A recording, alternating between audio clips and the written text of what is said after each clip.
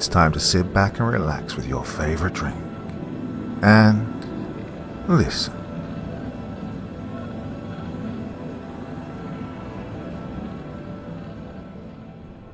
Tonight, for the first time, I present all 10 chapters of this incredible story. The following information comes from entries provided by Inspector Eleanor Darcy and her partner, Inspector Harris Mackenzie. Both were agents with Project Inferno during the late 19th century. And Project Inferno was an experimental program overseen by several prominent political figures. It would be adapted into the Bureau of Investigation, BOI, by Attorney General Charles J. Bonaparte, before coming under the management of Attorney General George W. Wickersham in 1909. The Bureau of Investigation would later become what we now know as the Federal Bureau of Investigation, the FBI. This forerunner experimental program, known as Project Inferno, aligned renowned detectives with criminal-coded individuals to assist local police departments across America. Since it transitioned into a more legitimate agency, Project Inferno has been forgotten due to its morally questionable decisions and lack of government regulation. The following entries from Inspector Darcy and Inspector Mackenzie detail a brief glimpse of how this program functioned. These entries have been updated to adhere to contemporary English. Translation errors have been accounted for, but the story remains relatively the same nonetheless. Now, legally, this piece must be promoted as fictitious. Everything you're about to read may or may not have happened. The final verdict will be left up to the reader's interpretation to determine the validity of these events. The Wormwood Murders by Impossible Bit 995. Chapter 1. Sunday, October 4th, 1891. Inspector Harris Mackenzie. Believe nothing you hear, and only half what you see. Edgar Allan Poe wrote that in one of his stories. I couldn't help but think about that quote as I rode on the train. My personal cabin was cemented in darkness. Shutters drawn, door closed, lights off. It was only me and my thoughts. Oh, the bustle of the train car, the smell of percolating coffee and burning tobacco. The outside world existed. I knew this without a shadow of doubt. I'm not so naive to believe otherwise. But in that moment, when you're inside the abyss, can you really be sure? Believe nothing you hear and only half what you see. What do you believe when you can't see anything, though? The cabin door opened. Lantern light poured into the room, sending the shadows into a frenzy. Inspector Darcy stood in the doorway. She was tan with thick black hair pushed back on her head, a hard jaw and broad shoulders, long of leg with a lean frame. Most agents within the program mistook her for a man at first glimpse. The fact that she wore a suit didn't help this matter. Inspector Darcy's choice of attire and occupation was the source of much animosity and debate, a scandal of sorts. Well, minimal if you ask me, but from the perspective of others, it was an urgent matter, one requiring almost too much conversation and focus. While Inspector Darcy tried to conceal her exasperation, especially when we were out in the field, I could still see it. Those thoughts, those stares, they bothered her, no matter how hard she tried to ignore them. I couldn't blame her. It would bother me, too. But as Hume once said, prejudice is destructive of sound judgment and perverts all operations of the intellectual faculties. There is no greater tragedy than that of bias impairing sound judgment. Unfortunately, our society is prone to bias, and as a result, our judgment is greatly impaired, especially when it comes to tradition and reason. "We'll be arriving soon," Inspector Darcy said, hanging the lantern on a nearby hook. "Get your things ready." "Yes, ma'am." I grabbed my luggage from the overhead compartment and followed her out of the lounge area. We sat across from each other and watched the landscape pass by in a blur of colours. The city came into view, shrouded by mist, both from the Jew and the industrial smokestacks. Want one?" Inspector Darcy asked, opening a new carton of sweet corporal cigarettes. With the carton came a collector's card featuring Maud Adams, some stage actress. I didn't recognize her, but I also wasn't one for theatre productions or actors. Most of my entertainment came from books. Inspector Darcy lit her cigarette before lighting mine. We sat in momentary silence, listening to the whistles and bells of the train as we came into the station. Outside rain streaked across the windows. A storm was approaching. The other passengers rose, quick to get off the train. We waited in our seats until everyone else had departed. Inspector Darcy slipped on a hooded rain cape, and I retrieved a bottle of laudanum from my luggage and swallowed about a teaspoon. "Hey, thought I told you to ease back on that," she said. "Councillor's orders," I said, but honestly, it didn't matter whether the councillor prescribed it or not. I would have kept taking laudanum. "It clouds your mind," she said. "I need you clear." "Well, it takes off the edge," I countered. "You wouldn't want me to act impulsively, would you?" She scoffed. "That trick won't work on me anymore, Harris. Cut back or I'll be forced to write you up." The last of the passengers stepped off the train. We rose from our seats and started down the walkway toward the nearest exit. At the station, we were met by the Chief of Police, Boris McPherson, a portly man with greying hair. He wore the regular navy blue police uniform most officers donned. A polished badge hung from his left side. A revolver was holstered on his right hip, and a baton on his left. "Chief Burris," Darcy said. "Inspector Eleanor Darcy." She then gestured to me. "My partner, Inspector Harris Mackenzie." He nodded indifferently. "Private hacksaws from upstate. Heard a little through the grapevine about your operation. Which one of you is the lunatic?" I raised my hand. "I'd be the mutt, sir." "Well, just so you know, we'll be keeping a close eye on you," he said. "One false move, we'll put you down, boy. We've got a signed warrant to make it official and everything." It was hard not to laugh. That warrant wasn't anything new. Inspector Darcy had one, as did every other inspector part of Project Inferno. If his goal was to intimidate me, he should have fired on sight. Might have made both our lives easier. "Understood, sir," I said. "Should we get to the Undertaker's office now?" Well, at this, the chief grimaced. About that. Might have to make a quick stop along the way. There's been a recent development." "How recent?" Inspector Darcy asked. "Within the last hour or so." I glanced at the inspector. We were thinking the same thing. This killer's working fast. With our luggage in tow, we piled into a carriage and started through the city. It was your run-of-the-mill metropolis. Tall brick buildings packed close together, overcrowded streets, smog and sickness in the air. People on the sidewalks, most dressed in rags and covered in soot. But as we advanced north, their clothes became nicer and their skin cleaner. "Are you sure this murder is connected with the other two?" Inspector Darcy asked the chief. He nodded. "Left a message behind as he did with the other crime scenes. That piece of evidence hasn't been released to the press yet." "Oh, there goes any hope of a copycat," I muttered. "Who's our most recent victim?" "John Ullers," he said, "owner of a few plants in the area. Members of his staff found him at one of his steel mills." "Any connection to the other victims?" The two other victims were Richard Howards, a wealthy investor from New York looking to spread his wings, and Thomas Banks, a local land agent with a monopoly on most real estate in the area, especially farmland on the outskirts of the city. "As far as we can tell, no established connections," the chief said. "But in Wormwood, everyone's connected. We started as a small farming community after all." "Look at you now," I said. "Watch your dog. This city ain't perfect, but at least we don't let criminals run free." "Could have fooled me." "Chief," Inspector Darcy interjected, "tell us more about the crime scene." He glanced out the window. The carriage driver hollered at the horses, and we came to a gradual stop. "Well, I won't have to tell you," he said. "Might as well take a look for yourselves.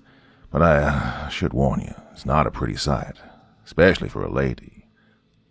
"We'll manage," I said. The chief glared at me, and Inspector Darcy refrained from reacting. I couldn't tell if she wanted to laugh or scold me, probably both. We exited the carriage and entered the steel mill. The air stank of copper and coal, but it was quiet. With the murder, the entire staff had been given a day off. First time for everything. We were led to the main floor, where a majority of the machinery was housed. Conveyor systems to transport raw materials, darkened furnaces overflowing with ashes. Moisture trickled from the pipes overhead. Blood splattered against the floor. Inside the workshop were several officers and 5 men, workers covered from head to toe in grease and sweat. Their hands were caked with blood. One of them, the youngest of the lot, had swollen eyes as if he'd been crying. The victim, Johnson Ullers, hung a few inches off the ground, suspended by a trolley hook through his back. His torso was lined with deep lacerations. Some exposed inner muscle, a few even showed bone. Strangest of all, though, was his face, mutilated beyond recognition. A younger woman with long red hair inspected the body. She wore heavy-duty rubber boots and gloves with a leather apron. Metal instruments peered out from the center pocket. "Inspectors," the chief said, "this is Siler Barrett, a local surgeon. Been helping with the crime scene due to the Undertaker Barrett's decline in health." "Father?" I asked. "My uncle," she said, smiling. "His age has gotten the best of him. Can't leave the office much these days." "Well, let's get the body down so we can inspect it," Darcy said. And then to the chief she said, "Separate and isolate the witnesses. We'll question them one by one in a few minutes." "Yeah, we'll start with the oldest," I said. "Finish with the youngest. Make sure they don't talk to each other until we have interviewed them." The chief relayed the orders to his officers while we worked with the surgeon in preparing the body for transport. "The victim is Johnson Ullers," the surgeon recounted clinically. 52, male Caucasian. Multiple stab wounds about the abdomen and chest. Most likely died from hemorrhaging. She moved about with expertise, as if this was nothing new. I'm not one to complain about a dead body.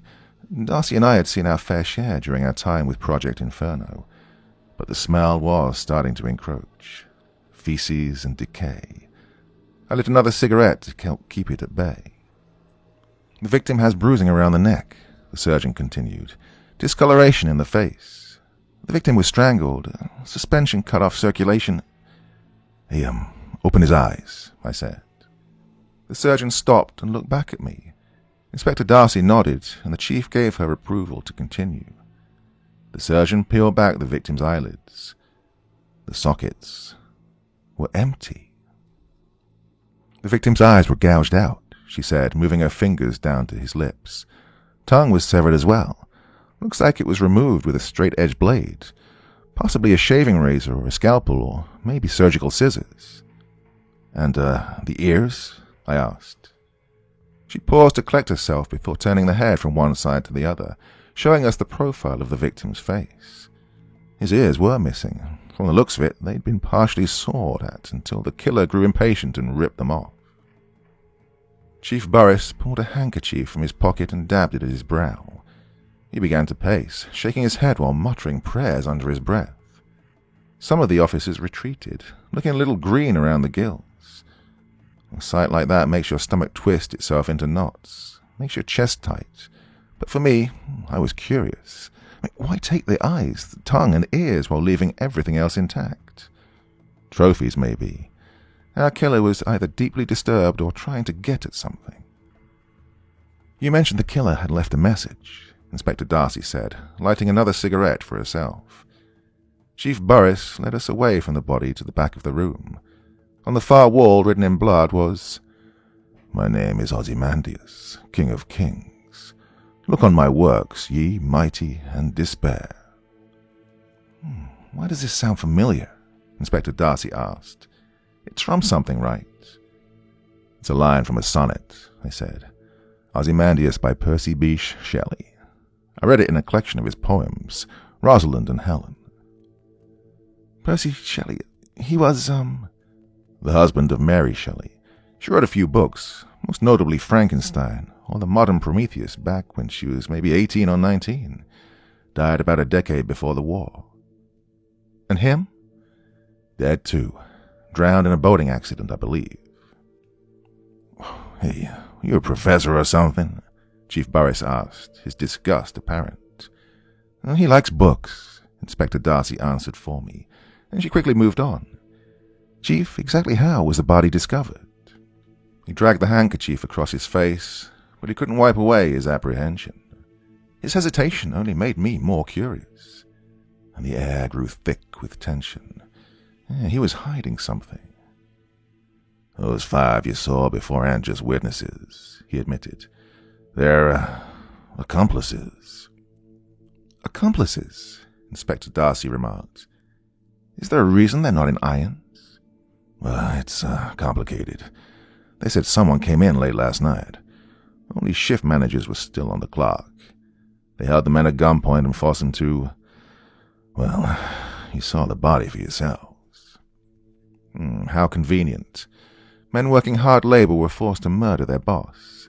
A fantasy I'm sure plenty have on a daily basis. Whether they care to admit it or not, that is. But I couldn't say that out loud, not without enduring the wrath of Chief Burris and the disappointment of Inspector Darcy. "We need to question those men immediately," Darcy said. "We'll also need the accountant's records." You tax auditors now too?" Chief Burris asked. "We're just being thorough." Chapter 2. Sunday, October 4th, 1891. Inspector Eleanor Darcy. After the surgeon's assistant, Ms. Barrett, bagged the body, Inspector Mackenzie and I were given access to a private office to conduct our interviews on site. While we waited for one of Chief Burris's officers to collect the first witness, I sat at the desk and prepared my logbook. Pages and pages of previous interviews, witness testimonies from dozens of other cases, none quite as gruesome as this. Since the start of Project Inferno, I've been privy to multiple murders, but already I could tell this assignment was different. To remove a person's ears, eyes, and tongue, it was barbaric, practically torture. Then to hang the corpse on a hook, to put him on display fully for anyone to see. It made me sick, but I was careful to keep my nerves suppressed. We'd started on a bad footing with the police chief. I didn't want to incite any further doubt, and it goes without saying, Inspector Mackenzie was someone you didn't want to show weakness to. Back when we were first partnered, my superiors had warned me about him. They told me he could act irrationally at times, that he would be dangerous. I was instructed to treat him like a dog, keep a tight leash around his neck, and if I didn't, there would be hell to pay. I glanced up from my logbook. Inspector Mackenzie leaned against a lateral filing cabinet across the room, rubbing at the stippled hairs on his beard. He was contemplative, lost in thought, desperately trying to solve the puzzle when we didn't possess enough pieces yet. A part of me wanted to laugh. The laudanum didn't seem to be helping much with his anxiety. I had to wonder how much it alleviated his melancholia. Project Inferno's chief counselor had said 3 doses of laudanum a day would help keep Inspector Mackenzie regulated, but the longer we worked together, the more I began to doubt that. "What is it?" I asked. "You seem perturbed." "This is methodical," he said. "This isn't like any other murder we've experienced. The killer is forcing others to do their bidding. Why?" "Maybe they don't want to get their hands dirty," I offered. "Maybe the blood and viscera makes the killer squeamish." If that were true, then they wouldn't kill to begin with. He wasn't wrong. After the war, most people showed a public abhorrence for violence. They loathed it, but some seemed to have been inspired by it. That chaos we faced awakened something in people, opened their eyes to a way of life they might not have considered before. No, that's not right. They considered it. Everyone considers it. Violence is at our core as human beings. But before the war, they tried to hide it from the rest of society, afraid they might be cast out or exiled. What bothers me is the message. Ozymandias, I said. It's like they want us to know which crime scenes are connected. Well, most artists sign their works, Inspector Mackenzie said clinically. I imagine it gives the killer a sort of pleasure to leave behind breadcrumbs. It's a game of cat and mouse. They want to be special, to be noticed. Oh, careful, I warned him.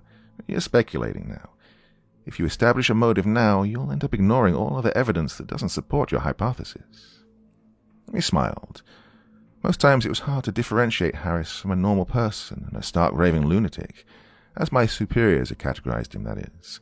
But when he smiled like that, it couldn't be easier. There was, well, something off-putting about it, especially in his eyes.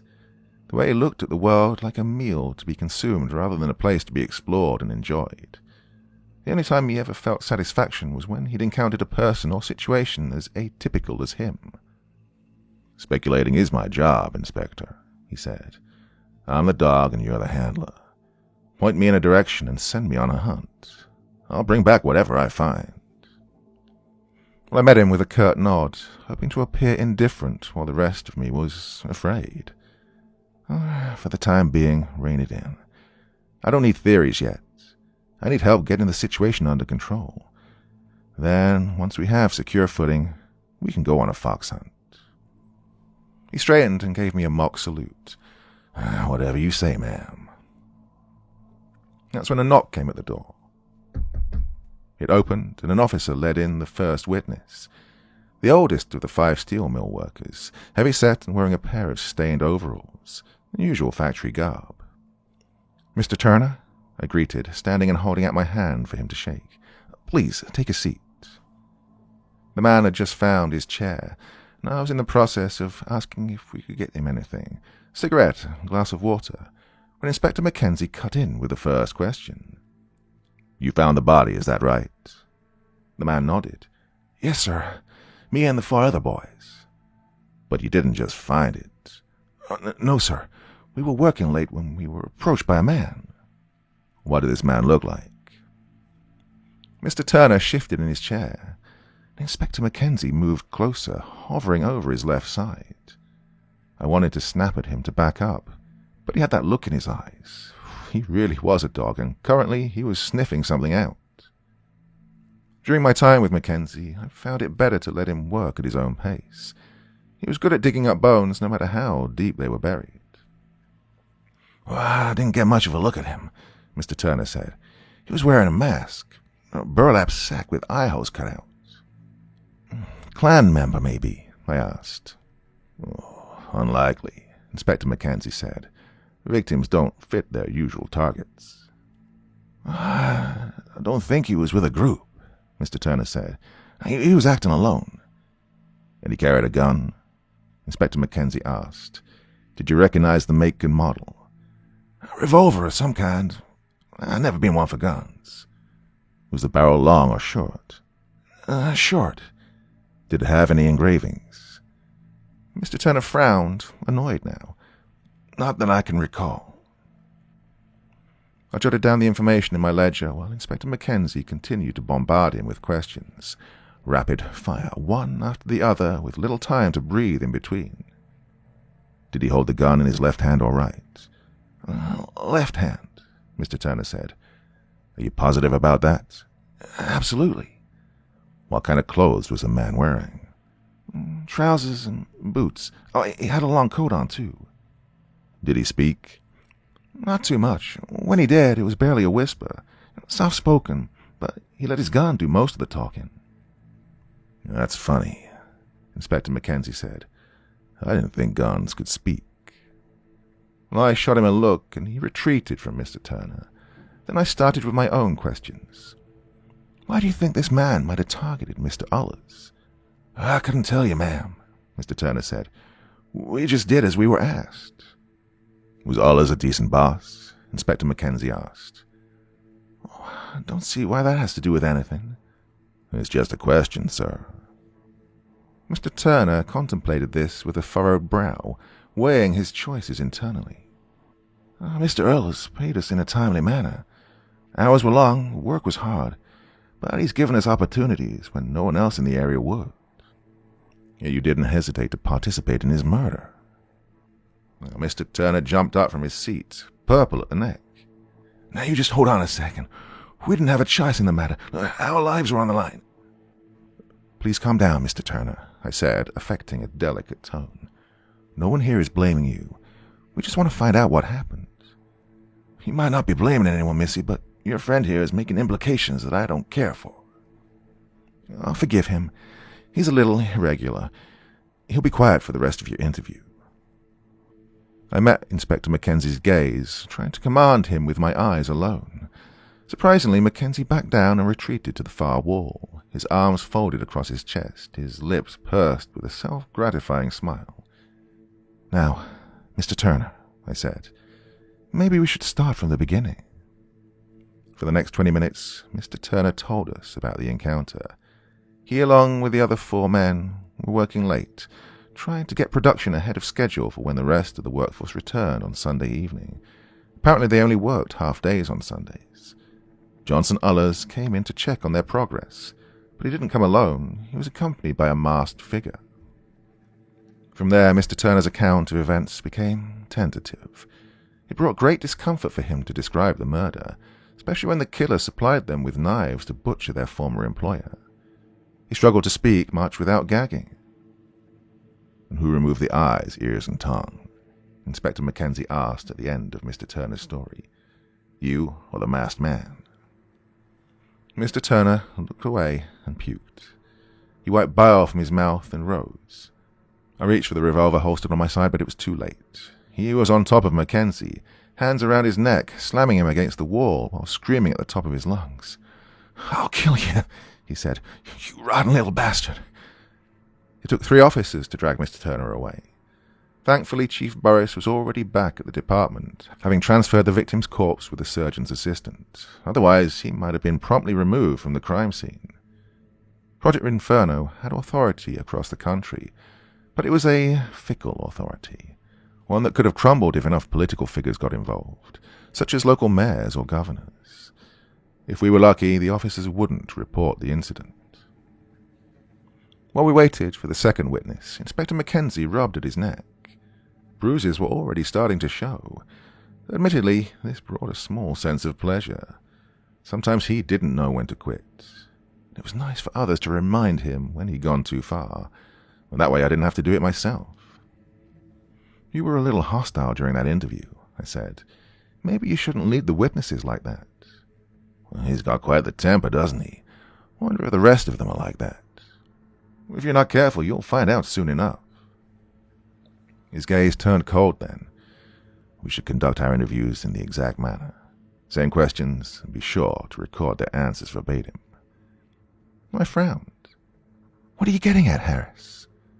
"You're a senior inspector. I'm sure you can figure it out." Well, slowly the pieces came together. He was goading the witnesses on purpose, trying to draw something out of them. "Fine," I said, "but I'm holding you responsible for anything that happens." "Understood," he said.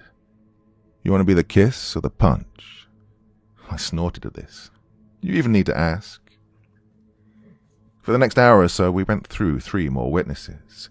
Mackenzie interrogated them in the same manner as Mr. Turner, applying more pressure with every question. I snuck in when I could, trying to pacify any malice, but there came a point when all I could do was watch as the witnesses screamed at Mackenzie, threatening to have him reported.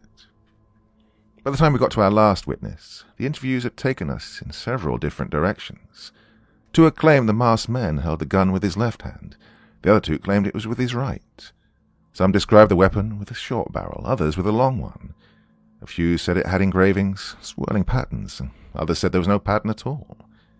Yet each and every witness had described the masked stranger exactly the same. They'd given the same height, build, and soft-spoken manner. Burlap sack with eye holes cut out. "There was no gun," I muttered, more to myself than Harris. "You're starting to catch on."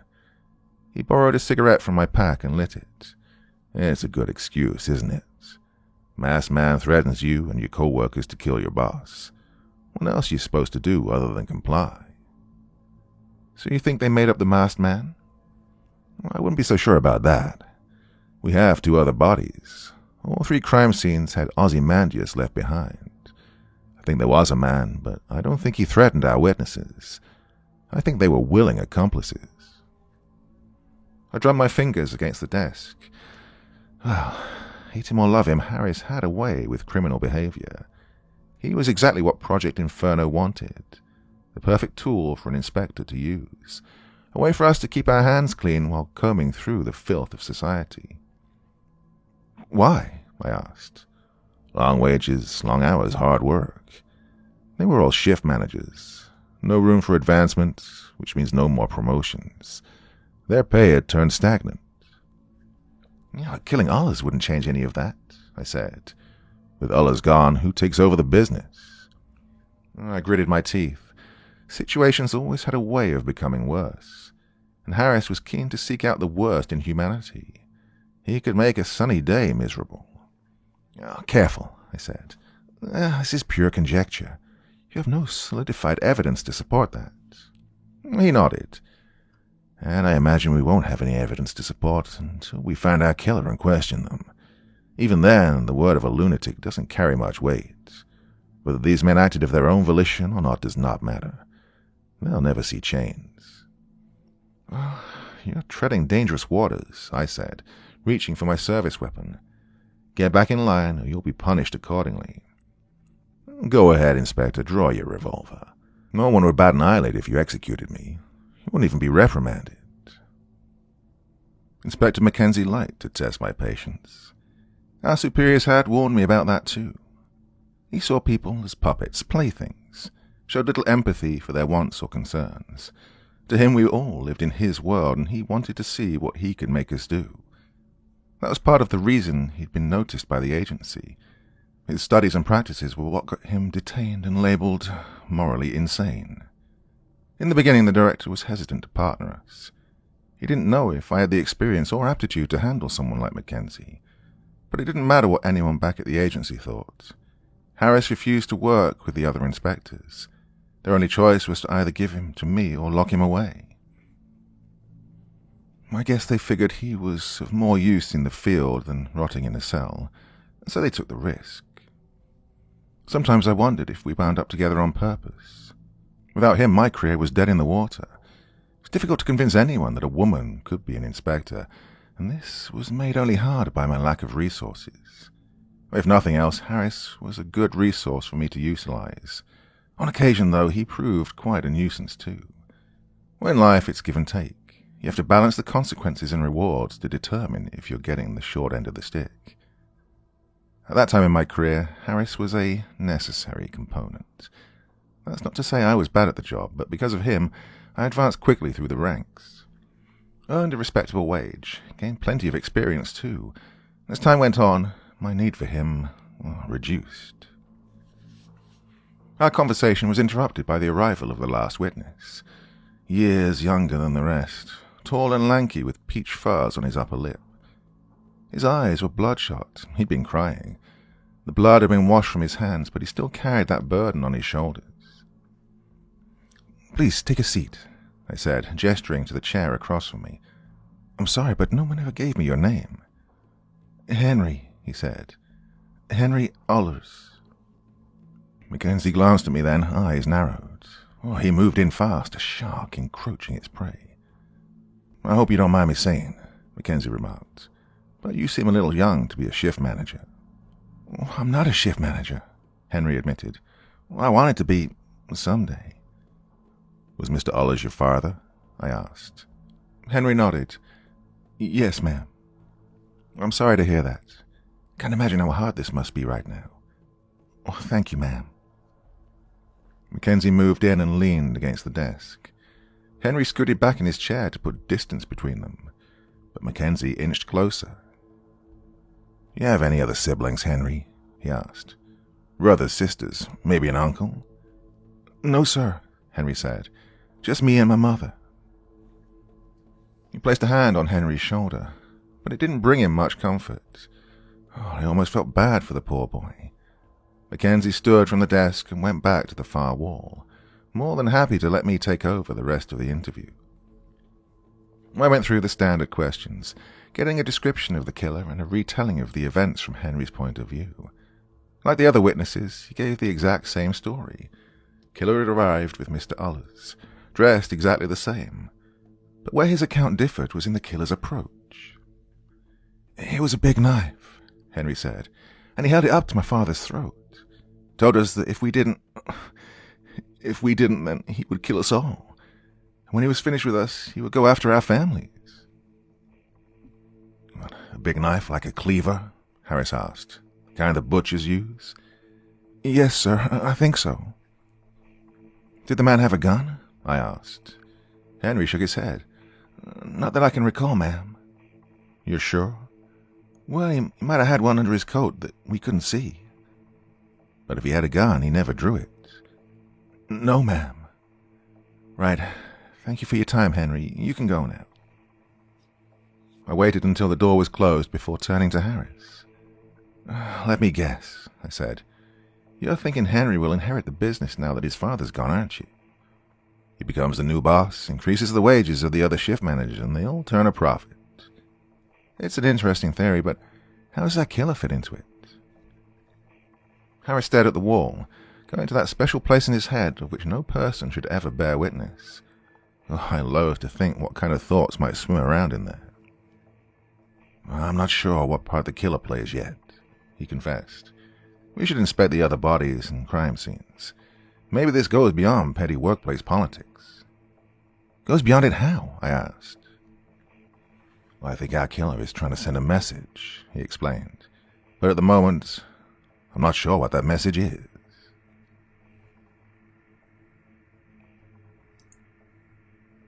Chapter 3. Sunday, October 4th, 1891. Inspector Harris Mackenzie. We're at the local undertaker's office, downstairs in the morgue. Cobblestone walls damp with perspiration, the smell of death and decay, combated by preservative chemicals. The undertaker was a quaint old man with a receding hairline. He wore round spectacles and a leather apron. His niece assisted with the two corpses, bringing them out on wheeled cooling boards and clipped ice packed beneath the perforated surface. Still, despite their attempts, the bodies were deteriorating at a rapid pace. The ice helped mitigate signs of bloating, but it did little to slow down the natural breakdown of tissue and cells. Discolored skin, limp limbs now that rigor mortis had passed. A pervading odor like sulfur followed the two corpses. Bugs were beginning to fester in the wounds. Blowfly eggs had hatched into maggots. A natural consequence for murder victims. We tend to bury bodies sooner rather than later, but when the corpse was considered evidence, we held on to them for as long as possible. The funerals would certainly be closed casket. "Oh, you're in luck, inspectors," the undertaker said. "Another day or so, they would have been in the ground. Not to worry, though. We're as thorough as ever. We have plenty of photos to use for reference. My niece is quite the artist, too. She has sketches if you'd like them." "We appreciate your prudence, sir," Inspector Darcy said. Always polite, always the professional. "We'll gladly accept whatever you can offer." The undertaker nodded and sent his niece off to gather the materials. Meanwhile, he put on a pair of rubber gloves and tied a handkerchief dabbed with lavender oil around the lower half of his face. He offered us some as well, to keep the stink at bay. Inspector Darcy accepted. I refrained. "Inspectors, allow me to introduce the first victim." The undertaker completely removed the sheet over one of the bodies then. "Richard Howards, influential man from New York. I believe he was here for investment purposes." The man was 5'6", with more hair on his chest than on his head. He was plump around the midsection, and laceration carved his neck in the shape of a smile. The wound was deep enough to expose bone. Like Johnson Uller's, his ears, eyes, and tongue were removed. The depth and angle of the wound suggested the killer cut the victim's throat from behind, right to left, meaning they mostly feared their left hand. "Was there anything else missing?" I asked. The undertaker peered up at me through his spectacles, his brow furrowed. "That's an interesting question, Inspector. As a matter of fact, teeth, toenails, and fingernails are gone. The victim's liver has been removed too, carved out with a serrated blade." "Serrated?" "Or perhaps a sawback." The undertaker spoke gently, with the soft wisp of an aged man. His hands shook, but they showed great care when tending to the bodies, deft and succinct whenever they were mobile. The incision, which has since been stitched, was grotesque, done quickly. "The killer's inexperienced?" Inspector Darcy remarked. Not necessarily," I said. "They've shown great aptitude with the blade thus far. Maybe their urgency was brought on by the possibility of being discovered." "Or anxiety," she said. "This was their first kill." I nodded in agreement. Perhaps they were worried about being caught and wanted to get away as soon as possible. But after my experience studying deranged minds, another thought occurred. Or maybe they were overly excited, unable to control themselves. The undertaker seemed appalled at the mere suggestion, but composed himself. I would say the culprit has some expertise in dissection. What kind of expertise? Inspector Darcy asked. The undertaker weighed this internally. More than the average person, but less than someone like myself. Oh, that's a broad range, I said.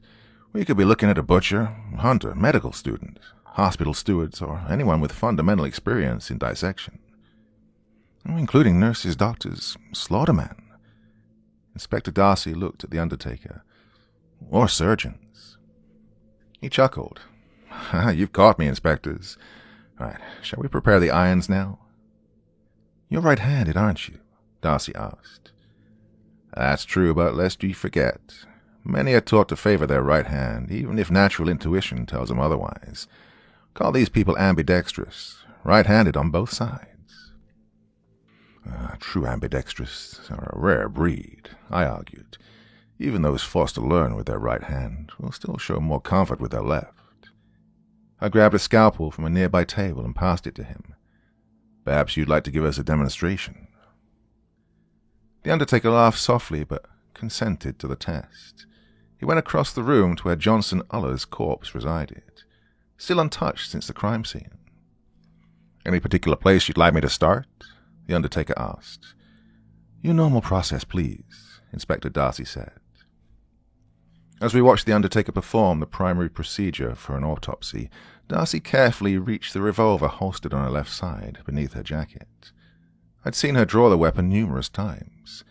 She showed little hesitation in arming herself, but firing the weapon was a different situation altogether. I would have reached for my own weapon, but I'd already dismissed the undertaker as a potential suspect. He harbored the necessary surgical training, more than necessary. However, his stature and frame didn't match the description given to us by the industry workers. Not to mention, he could hardly walk around without limping. As for his niece, that was the more probable suspect. While the wrong gender, she had a similar build as the masked killer. Her height differed from the estimation given to us by the witnesses, though. I had another test in mind before I could rightfully dismiss her. The undertaker finished and stepped back from the table. Darcy glanced at me. I moved forward, leaning close to inspect his work. The incisions made with your right hand are straighter and cleaner, I said. It requires more effort for you to use your left hand when making cuts. You apply more pressure and perform more slowly. Show more caution. Perhaps it's an act, the undertaker suggested. Maybe I'm trying to deceive you. I shot a look in Darcy's direction. She withdrew her hand from her jacket, letting it fall to her side. Is there a reason you want us to suspect you? He turned to answer. I reached into my pocket and removed the bottle of laudanum. Sir? I tossed the bottle across the table at him before he could respond. The undertaker caught it with his right hand at the last second and gripped it tightly. He began to laugh and rolled the bottle around in his palm. Very clever, Inspector. He held the bottle closer, reading the label. Now, that is interesting. What ails you, my boy? I believe you already know. He handed the bottle back to me, and I returned it to my pocket. The undertaker sauntered across the basement and retrieved a cup of tea from the counter. What gave me away? You've been very hospitable towards us, I said. But you've also been keeping a close eye on me ever since I walked through the door. The undertaker sipped from his tea and smiled. His eyes went to Darcy. My, oh my, he is perceptive. Don't indulge him too much, she said. He already has enough of an ego. I'll admit, the undertaker said. Chief Barris told me a little bit about you. All good, I imagine, I said. He tittered with childlike amusement. He said you were classified as mentally deranged, that I ought to keep you away from sharp objects, and never let you out of my sight, with or without your handler around. The undertaker's assessment was closer to accurate than inaccurate. The Board of Physicians had ruled me as mentally insane, not mentally deranged, but there was little nuance when it came to the field of psychology. Less so after William James published his book, The Principles of Psychology, with Henry Holt and Company. It was an interesting read, although his theories on emotions, which argued that an emotion was the result of physical stimuli instead of the cause, needed further development. It wasn't completely false, but it left room for debate. "They say you lack emotional response," the undertaker continued. "You show indifference to most, if not all, people. Struggle to reconcile their thoughts and feelings." "They told you wrong, then," I said. "I can perfectly understand the thoughts and feelings of others. I struggle to relate to them, though. My disinclination toward morality and fascination with anatomy has sealed my fate." "Have you ever killed?" "Not before becoming an inspector." "Not even animals?" he asked. "I dissected plenty of specimens during my time at university," I said, "but I never took a life, human or otherwise." "Medical student?" "I trained in various programs. My ambition was always being larger than my means." "Is that what led you to steal those corpses?" he asked. "Financial gain?" He was poking and prodding, hoping to elicit a discernible reaction. Unfortunately, I show little when it comes to facial expressions, something that has afflicted me since birth. "I'm beginning to suspect you've heard of me prior to Chief Burris's warning," I said. Perhaps," the undertaker admitted. He gestured at Darcy with his cup. "Don't think I've forgotten about you, young lady. I've heard my fair share about you as well, most involving your father. He sounds like a bright man." Darcy went taut, and when she responded, her voice was stiff. "He was, sir. Very much so." "Is it true what they say about him? About his dreams and ravings?" If Darcy constricted any further, she would have snapped in half. "I can't say for certain, sir. His mind deteriorated rapidly with age." "Ah, yes, senile dementia. An inevitable fate that will take us all." He drank from his cup and set it on the counter. Or at the very least those of us lucky enough to live that long. He moved across the room to the second body then. "Shall we get started with Thomas Banks now?" The second victim was a land agent with similar injuries as the first. A carved throat bled dry.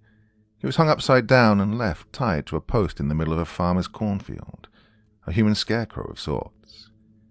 His corpse was in a worse state than his predecessors, pecked and picked at by carrion crows, beaten by prolonged environmental exposure.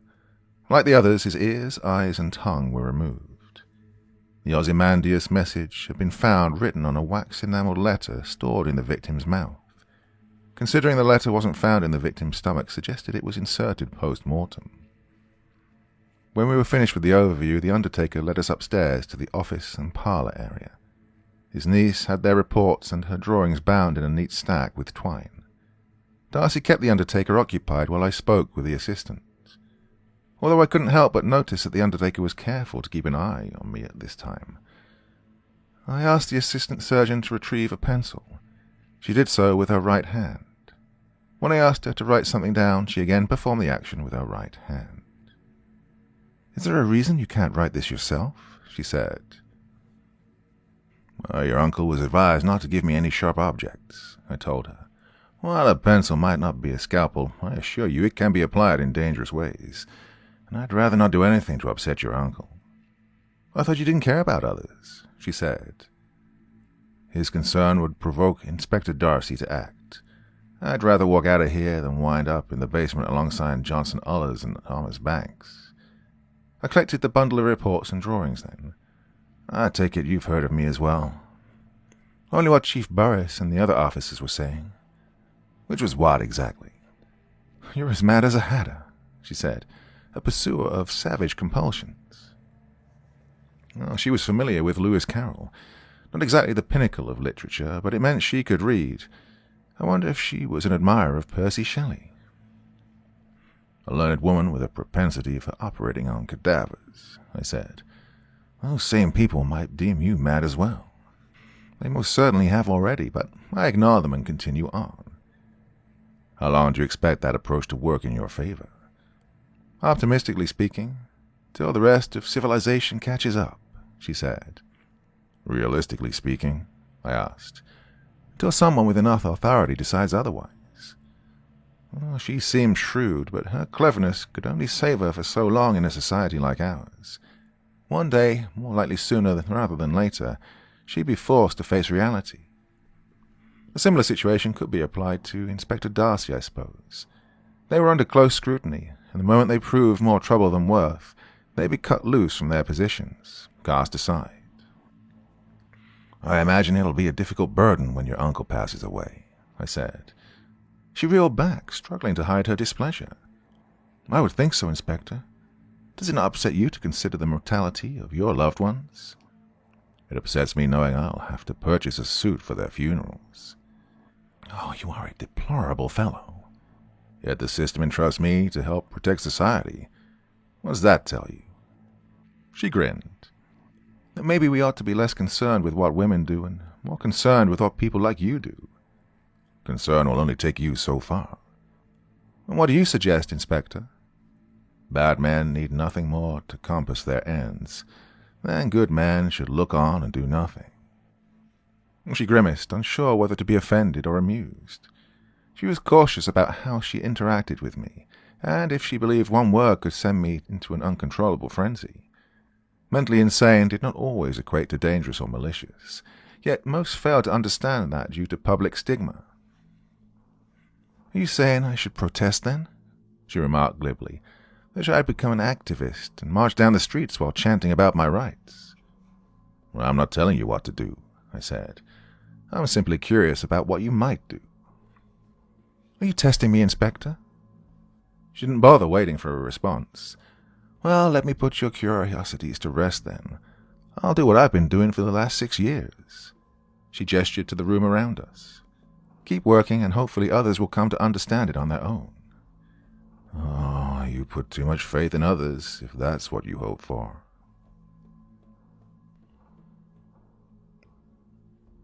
Chapter 4. Sunday, October 4th, 1891. Inspector Eleanor Darcy. Our accommodations were minimal, a flop house above a local tavern. The rooms were utilized mainly by escorts and their customers, cheap and easy for Project Inferno to afford. Most of the budget went to pay our wages. The agency was funded by private investors and a few public grants signed by President Harrison.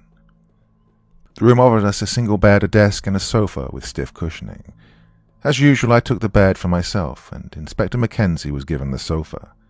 It would be more use holding our luggage and notes than him. Well, he only ever slept during train rides. Disquieting at first, but I'd long grown accustomed to it. In the beginning, I used to sleep with my revolver beside me, a knife too on some occasions, constantly worried he might try to attack me in the dead of night and escape. But Inspector Mackenzie was a well-trained dog, only ever dangerous when I sent him on a fox hunt. By the time we finished at the undertaker's office, collected our bags and crime scene reports from the police department, and got to our room, it was evening. We'd also made a quick stop at the local library for Inspector Mackenzie to purchase some books. That's all he ever seemed to spend his money on, well, that and, on occasion, food. The rest of our necessities, ammunition, medical services, travel fees, and sleeping arrangements were handled by the agency, either through a stipend or reimbursement. As I went about preparing supper for myself, 2 slices of buttered bread, dried beef, and beans, Inspector Mackenzie organized the notes we gathered from the police and the undertaker. He arranged the crime scenes into clear divisions. The first victim, Richard Howard's, throat slashed, killed at his private estate while his wife and children were away visiting relatives. The next group circulated around Thomas Banks, killed in an unknown location and transported to a farm on the outskirts of the city, hung from a post upended. And finally, Johnson Ullers, steel mill owner, killed at his own factory with the help of 4 shift managers and Uller's own son. Every victim had ears, eyes, and tongue removed. First 2 victims had their toenails, fingernails, and teeth removed too. Ozymandias was left behind at each scene. By the way, I advised Chief Burris to further question the man from the steel mill, I told Inspector Mackenzie. He said he would have them detained and interrogated about their involvement, specifically if their participation was of their own volition or not. It won't yield the results you're expecting, Mackenzie said. It's better than letting them run loose, especially if the papers hear about it. The court of public opinion. Far more damning than the judicial system. I was hoping that would satisfy him some way, but Harris was impossible to please. He only ever seemed at ease whenever he was isolated and doped up on laudanum, as if that were the only time he wasn't bound by his mental afflictions. Do you think it's possible those men were lying about the killer? I asked. Anything is possible. Fine. Do you think it's likely? He pondered this with severity. No. While their stories differed in various details, they all described the masked man as the same. That would require them to conceive a cover story before the police arrived. I don't think that they were clever enough to do something like that. How can you tell? During the interviews, the men were far too prone to their emotions. They lacked rational intuition, favored impulsivity over deliberation. You were rather hostile during those interviews, though. And they cracked under the pressure, he said. I think the masked man guided them through the murder of Johnson Ullers, but I don't think he forced their hand. The killer was the brains of the operation, and they were the muscle. Well, the fact that he abandoned them means he sees them as disposable, I said. It implies he's not worried about them revealing his identity. Either he trusts that they won't, or he knows that they can't. Which meant choosing Johnson Ullers as a target most likely wasn't a personal vendetta. In our past experience, repeat murderers initially acted out of desire. They killed for personal gain, financial usually, sometimes as revenge. Every murder that followed was less personal and more to fulfill an urge, sexual pleasure, excitement, or a need to establish dominance, often due to the fact that they were powerless in their everyday life. If the killers were capable of forward thinking, they knew to stay mobile, to seek victims away from their homes. It was harder to track a string of murders distant from one another. But our killer had targeted people all residing in the same city. They were either injudicious, which seemed less than likely considering the prudent manner in which they carried out their killings, or they didn't care about being caught. They believed capture was inevitable. This was especially evident in their choice of victims. A killer wanting to evade detection would have selected people who would have gone unnoticed by the rest of the public, escorts, vagrants, or the elderly, but instead they were killing prominent figures, wealthy, healthy, and heavily involved with society. I suspected Mackenzie had already considered this and refrained from bringing it up in fear that he might taunt me about how long it had taken me to make this connection. Did you speak with the chief about anything else? Mackenzie asked. I did, in fact. He's compiling a list of possible suspects based on education and occupational experience. Surgeons, doctors, butchers, and so on. He'll have officers patrolling the streets in search of suspicious figures. Well, that won't stop the killer. If anything, it'll make them more active. And you know how? Because if they wanted to remain anonymous, they wouldn't have left the Ozymandias message behind. They wouldn't willingly be supplying evidence for us to follow. You think they want us to catch them? Not us specifically, and I don't know if they want to be caught. I suspect they want attention. Otherwise, they wouldn't have made their murders such a grand display. Could be ritualistic. Doesn't align with any mythology or religion I'm familiar with. Well, I scoffed at this. Maybe it's part of something you're not familiar with.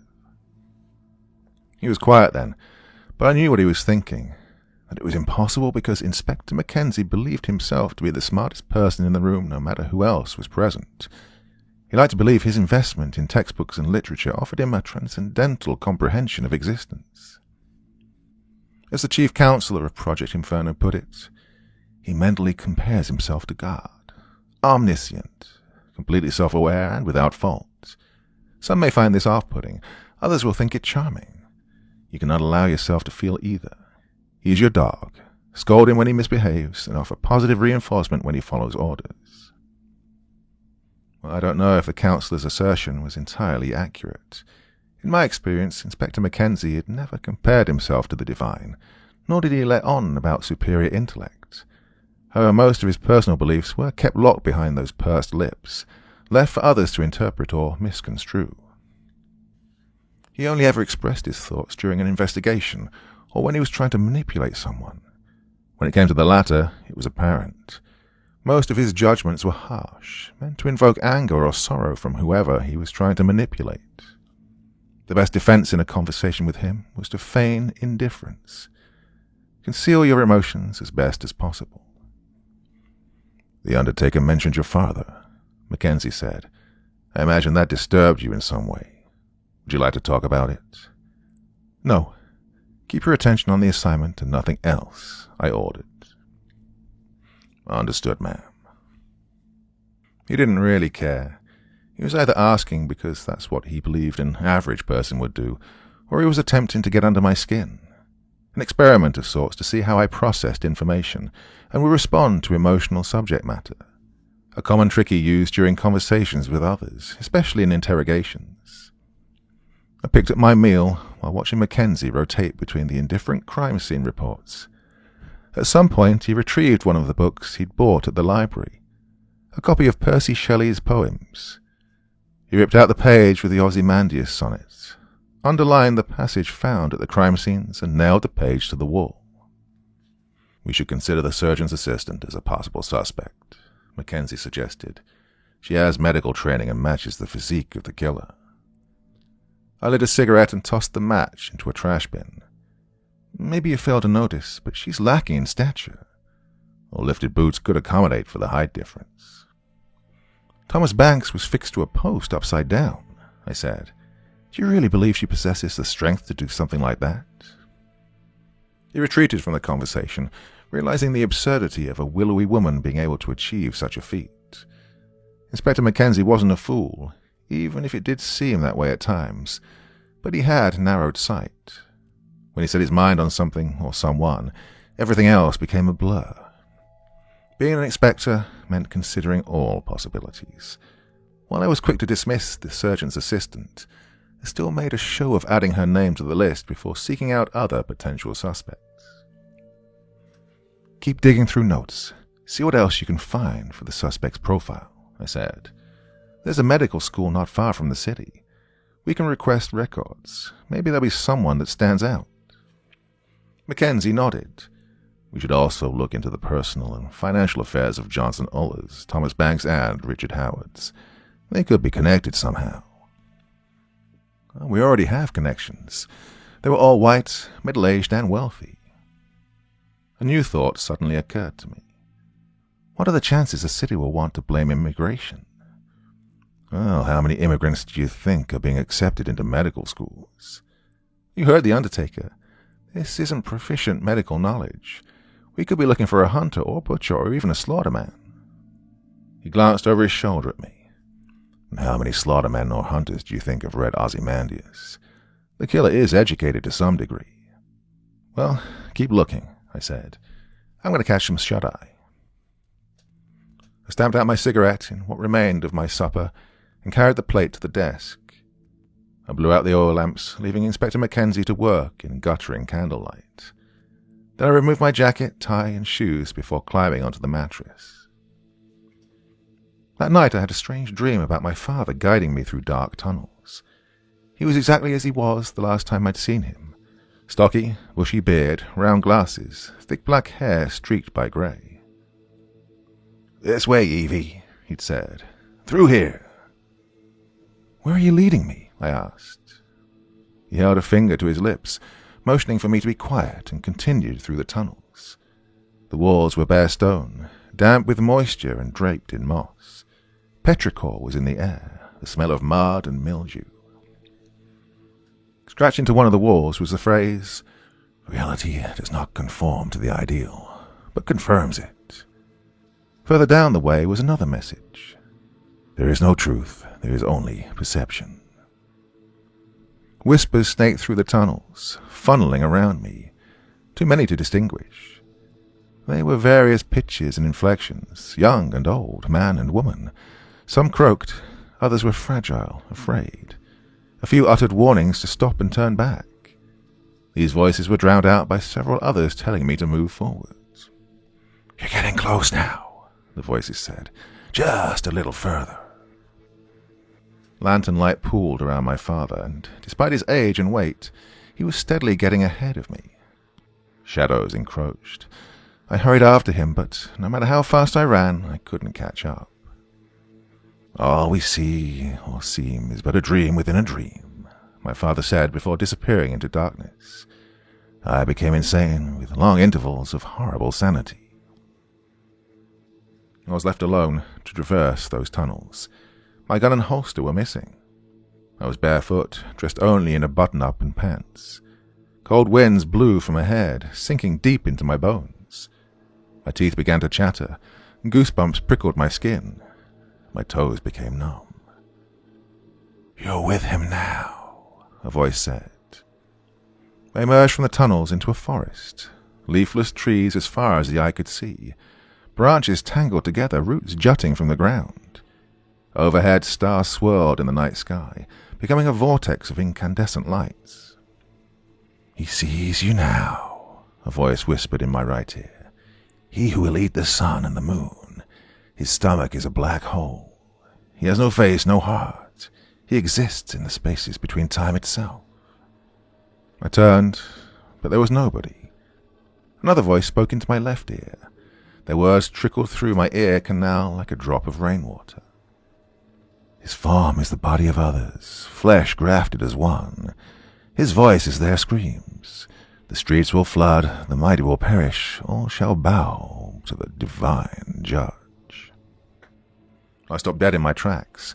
Ahead the treetops were draped with clothes. Trousers fluttered in the wind like a sail. Shirts were skewered by branches. Shoes stuffed into the hollows. Ears and tongues were nailed to the trunks. Teeth and fingernails were scattered on the ground around them. The air was rife with sweat, with a coppery tinge of blood. I could practically taste it. Through the trees I saw a clearing. A lone figure sat before a pyre. The flames piled high, and smoke wafted into the sky, fed into a black mass of clouds. The flames changed from red to blue to white to green before settling into a golden shade of yellow. I could hear chanting, foreign words, guttural, animalistic, like the snarl of a wolf. The figure rose and stood before the pyre with their hands lifted toward the sky. Thunder boomed, and with it came a downpour of blood. I awoke from this dream drenched in sweat and panting. Inspector Mackenzie sat on the windowsill, flipping through the files and smoking a cigarette. Our eyes met in the dark, but before either of us could speak, there came a knock at the door. I climbed out of bed and sauntered across the room. The barkeep from the tavern below greeted me. "Package, ma'am," he said. I rubbed my eyes and stifled a yawn. "From who?" "Couldn't say. Young lad. Benny Milson. He gave it to me a few minutes ago. Said he was paid to drop it off. Came with an envelope." He handed me the package and the letter. "We're not a post office, just so you know." I closed the door and turned. Inspector Mackenzie was already on his feet. We looked at each other. I set the envelope on the desk and opened the package. The contents were buried beneath shredded newspaper. I reached inside, and my hand wrapped around something cold. A glass jar filled with eyeballs in a liquid solution. I almost dropped it out of shock, but my instincts took hold. Carefully I set it on the desk and stepped back, gritting my teeth to keep from gagging. Inspector Mackenzie approached the jar with curious fascination. He turned the jar over in his hands, observing the outside. Then he removed the lid and sniffed. "Formaldehyde," he said. "A newer preservative. It's more popular in Germany, but as of recent, it's being adopted here in the States." "Did you see any at the undertaker's office?" "No," he said. "They relied on arsenic and ice to mitigate deterioration. More ice than arsenic, considering the amount of insects that infested the corpses." While he inspected the jar, I ripped open the envelope. A small slip of paper was inside, reading, "He sees you. Do you see him?" Along with the words, "My name is Ozymandias, King of Kings. Look on my works, ye mighty, and despair." I tossed the envelope and letter on the desk. Inspector Mackenzie looked it over and frowned, not sure what to make of the message. "We should check in the local merchants and docks," I said. "See if any of them have been bringing in formaldehyde." With the McKinley tariffs, our killer might have smuggled it in through private shipping, he said. If it was brought in illegally, there wouldn't be official records. It's still a lead. We should look into it when morning comes. In the end, it didn't matter because, by later that day, we already had an answer and another corpse.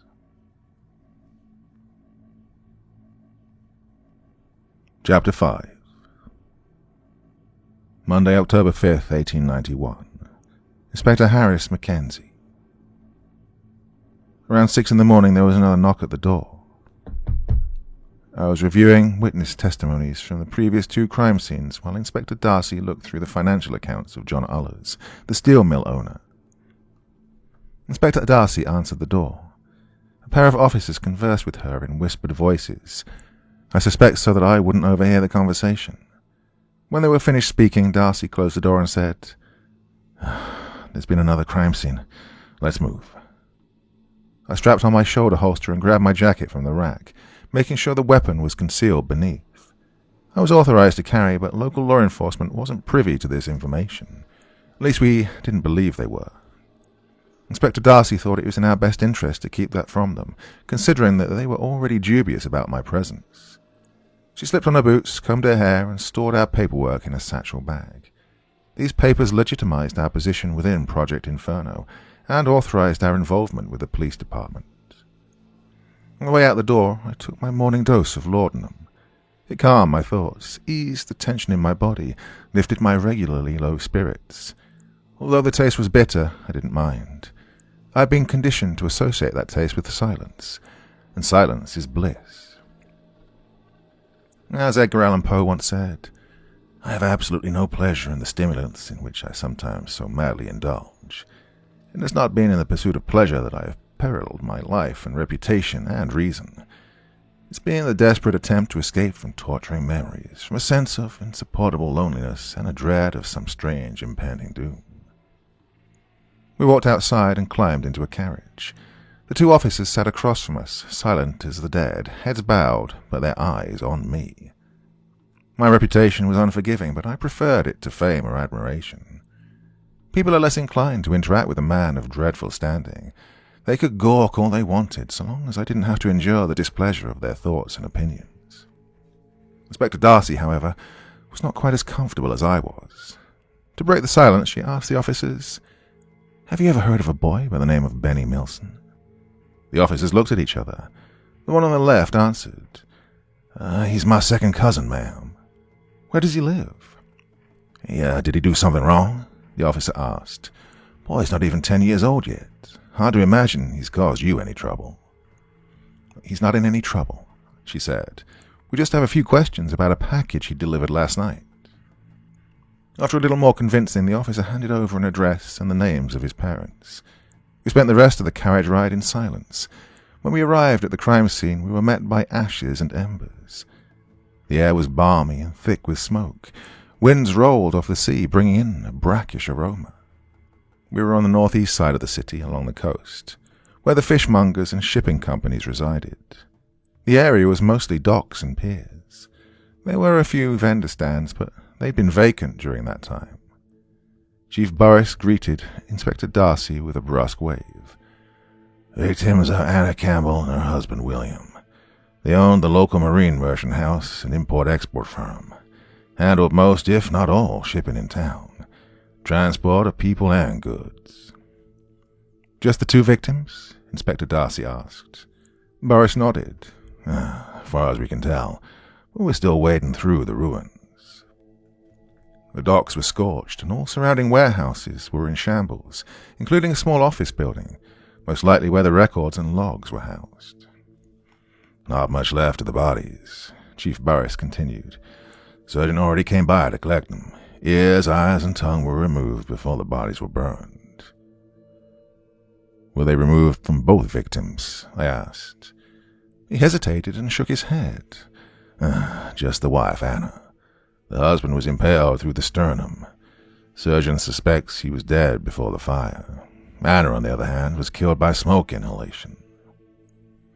A breeze swept through. Ashes and embers swirled before being blown away. The fire company was still in the process of extinguishing the flames while public sanitation handled the cleanup. A mixture of official workers and volunteers, covered from head to toe in soot, coughing from exposure to smoke. "Did Anna Campbell own the docks?" I asked.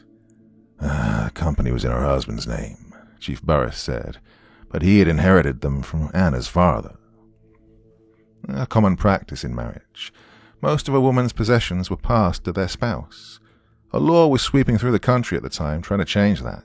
It hadn't taken full effect yet, nor did it have much sway over traditional practices between husband and wife. Anna might have willingly signed over her possession of the company to him. That or her father had altered his will before death. Regardless, the docks and warehouses originally belonged to Anna. "Did the killer leave a message?" Inspector Darcy asked. Chief Burris pointed us in the right direction. We found Ozymandias inscribed on the wall of a nearby apartment building, written in blood. We investigated the scene, what remained, but after the fire there wasn't much to find other than cinders. When we left, it was almost 8 o'clock. We walked down the street, searching for a carriage to take us across town. "You think the formaldehyde was smuggled in by the Campbells?" Inspector Darcy asked. "Among other things, probably," I said. "Our killer is covering their tracks. Or maybe they're trying to highlight their tracks, make sure we follow them very carefully. Nothing about these murders has been subtle yet. No reason to think they'll introduce caution now." Inspector Darcy retrieved a pair of cigarettes, passing one to me. She lit them with a match and tossed it into the street. "We should give the jar of eyes to the undertaker and surgeon, see what they can make of it," she said. "There were more than 6 eyeballs inside. But we only have 3 victims, well, 4 if you include Anna Campbell, which means we either haven't discovered the other victims yet or maybe they're getting the eyeballs from somewhere else." She raked her fingers through her hair, pushing it back on her head. I wondered how many more assignments until we started seeing strands fall out. Maybe a few would turn grey. Stress had already taken its toll on her appearance, introducing bags beneath her eyes and wrinkles on her skin. It even seeped some of the joy from her voice. And believe it or not, there was a time when Inspector Darcy would laugh at some of my jokes, even the ones that bordered on cruelty. Since then, I'd seen more annoyance than humor. It didn't bother me. Humans are naturally disposed to negativity when surrounded by stresses like death, deceit, and administration. Or as Vincent de Gournay would call it, bureaucracy. "The case is getting out of hand fast," Inspector Darcy said. "We're losing control of the situation." "Well, that insinuates we had control to begin with," I said. She did not find that very amusing. To lighten her spirits and keep us going, I told her, "I may have found another lead to follow after we interrogate Benny Milson. I overheard some officers talking about the Campbell's company. It wasn't solely owned by them." "Who else?" "A private investor, local, someone by the name of George Barron. He has a few stakes in other businesses around the city, most notably a saloon on the south side of town." "Entrepreneur?" Darcy asked. "Gangster," I said. "The boss of a small crime syndicate. They're not exactly the Wiles gang, but the city is still in its infancy. Give it another 10 or 15 years, and we might be having a different conversation." "How does he operate?" "Private investments on the legal side. Otherwise, he runs extortion, escorts, and if we're on the right path—" "Smuggling," she finished. "We should stop in for a chat, see what he can tell us about the import-export trade." We finally found a carriage to take us across town. Darcy paid the driver, but before climbing in, I said, "We were being watched." "Yeah, I noticed." We looked back at a pair of officers lingering at the corner of the block. When they noticed us staring, they turned their attention elsewhere, pretending to be on patrol. Darcy waited until one of them glanced at us again and waved them over.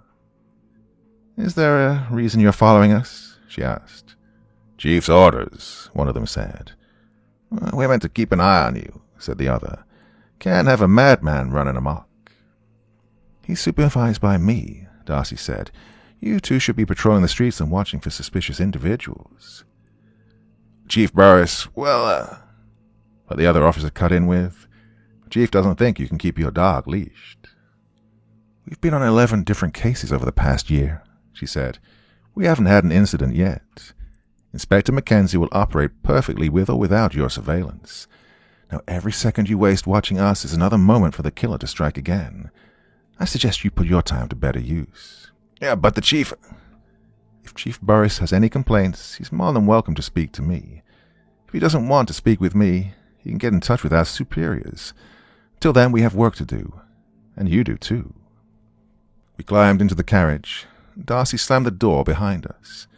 The driver whipped his reins, and we started down the street, listening to the clopping of the horse hooves against the ground. Do you honestly think that'll work? I asked her. Maybe for a little while, she said. I'm sure we'll see another patrol by tonight. I could see the despair on her face, the anger and irritation in her eyes. Her neck was tense, and she reminded me of a startled cat. A good partner in my position would have tried to comfort her, console her. Instead, we sat in silence, smoking our cigarettes, watching the coast fall away to clustered buildings. Shops on the bottom floors, apartments on top. Drying lines strung in the alleys between, wet clothes flapping against the breeze, overcrowded, underfunded, and smelling of sewage.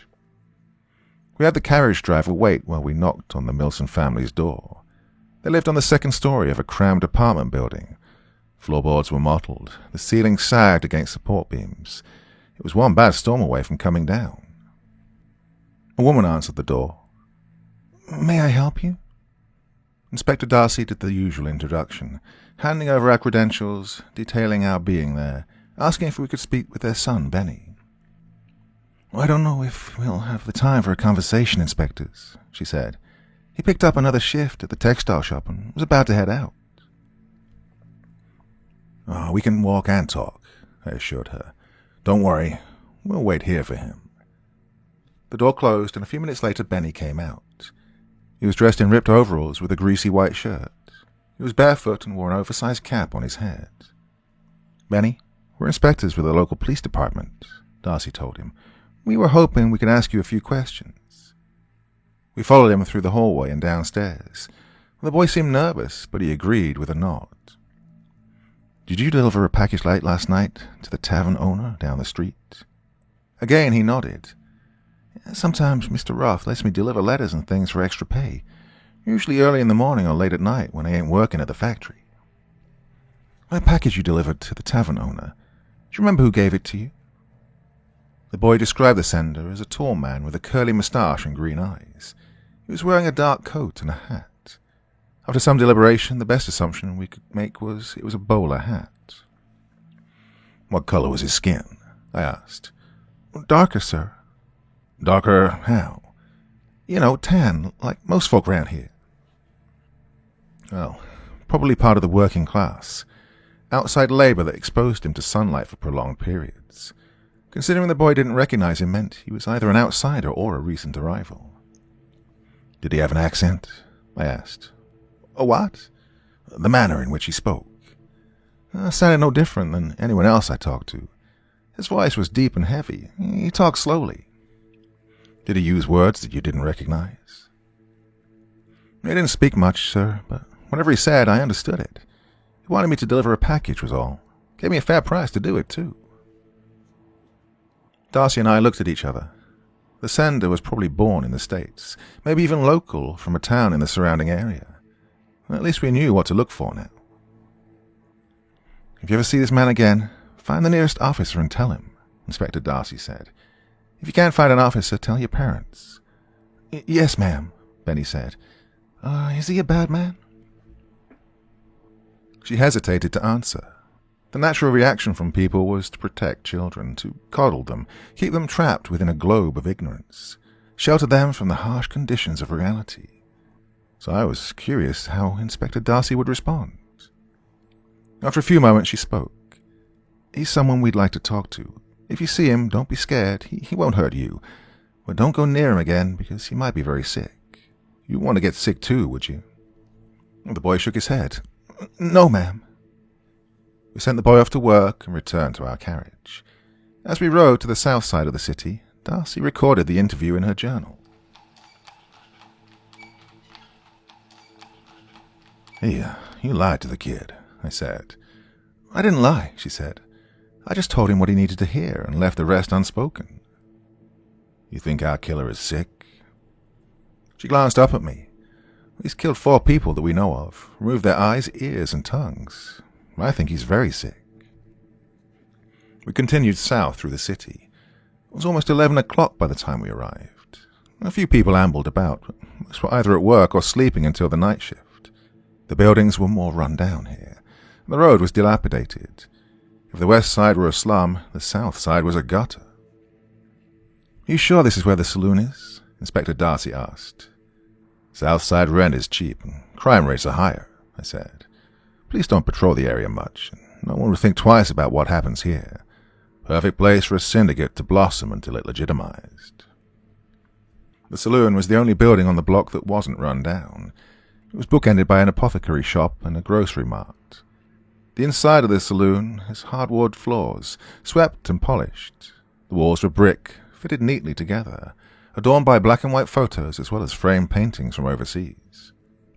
The bartender was wiping down the counter with a rag. He looked up at us. "Can I help you folks?" The crowd was empty, save a few stragglers still passed out from last night's bender. Heads laid on the tables with half-empty glasses of scotch beside them. Flies circled over them as if they were corpses. "We're with the local police department," Darcy said. "Is George Barron in?" The bartender flexed his jaw and nodded. "Should be in the back, but, Much appreciated, friend." Inspector Darcy walked straight past into the back hallway, and I followed her. There were 2 doors. One was labelled storage, and the other was at the end of the hallway and marked private. Inspector Darcy knocked on it. A few moments later, a large man answered. He was broad-shouldered, standing maybe 7 feet tall, and had a face that looked like it had been soaked in vinegar for too long. "George Barron?"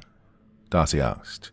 "We're inspectors working with the local police. We wanted to ask you a few questions about Anna and William Campbell." "Let 'em in," came a croaking voice from within the room. The giant of a man stepped aside, allowing us to walk past. Inside the office, an aged man sat behind a mahogany desk. Sagging skin, round belly, jowls that quivered with every word. He reminded me of an overripe bulldog dressed in a pinstripe suit with a Homburg on his bald head. Sometimes Father Time blesses us. Sometimes he takes us behind the woodshed and beats us with a branch. Mr. Barron was treated to the latter. Inspector Darcy removed her jacket, revealing her holstered pistol. She hung her jacket on the back of a chair in front of the desk and took a seat. I remained at her side, receiving a dirty look from the giant bodyguard. "I heard about the fire at the docks," Mr. Barron said. "A dreadful, dreadful thing." "You seem real broken up about it," Darcy remarked. "Oh, I'm crying on the inside, officer." "Inspector." "I didn't think Wormwood had any detectives." "Well, from out of state, assisting in the string of local murders." Mr. Barron cackled and offered us a drink. We both refused. He poured himself a large glass of scotch anyway. "Ah, those murders. Deranged," he said between sips. "Something wrong with this new generation, I tell you. Back in my day, this wouldn't have happened." "Well, the war certainly had an effect on people," Darcy said amicably. "Nearly tore this country apart, and we're still trying to put ourselves back together." He grumbled with disgust and shook her away. "Damn war never should have happened. This country used to be something. Now we got murder in the streets, damn tariffs and taxes and government looking to steal every penny you got. Hey, you hear about that Sherman Act?" "Sir, we're not here to discuss politics or the economy. We were hoping you might give us insight into some of the dealings you had with the Campbells." Hope I'm not a suspect." I looked over at him then.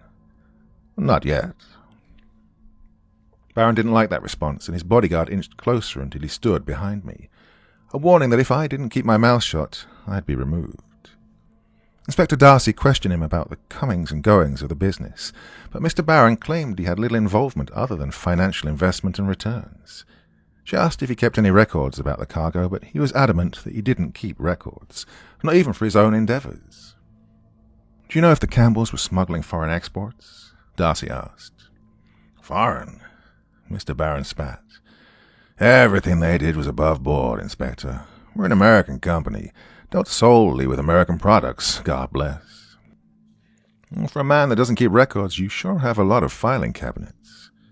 Inspector, unless you have any more questions for me, I suggest you leave. I have a lot of business to deal with, and of course, a lot of grieving to do for my dearly departed friends. Of course. She rose from her chair and gestured for me to follow. Baron's bodyguard trailed behind us all the way to the exit.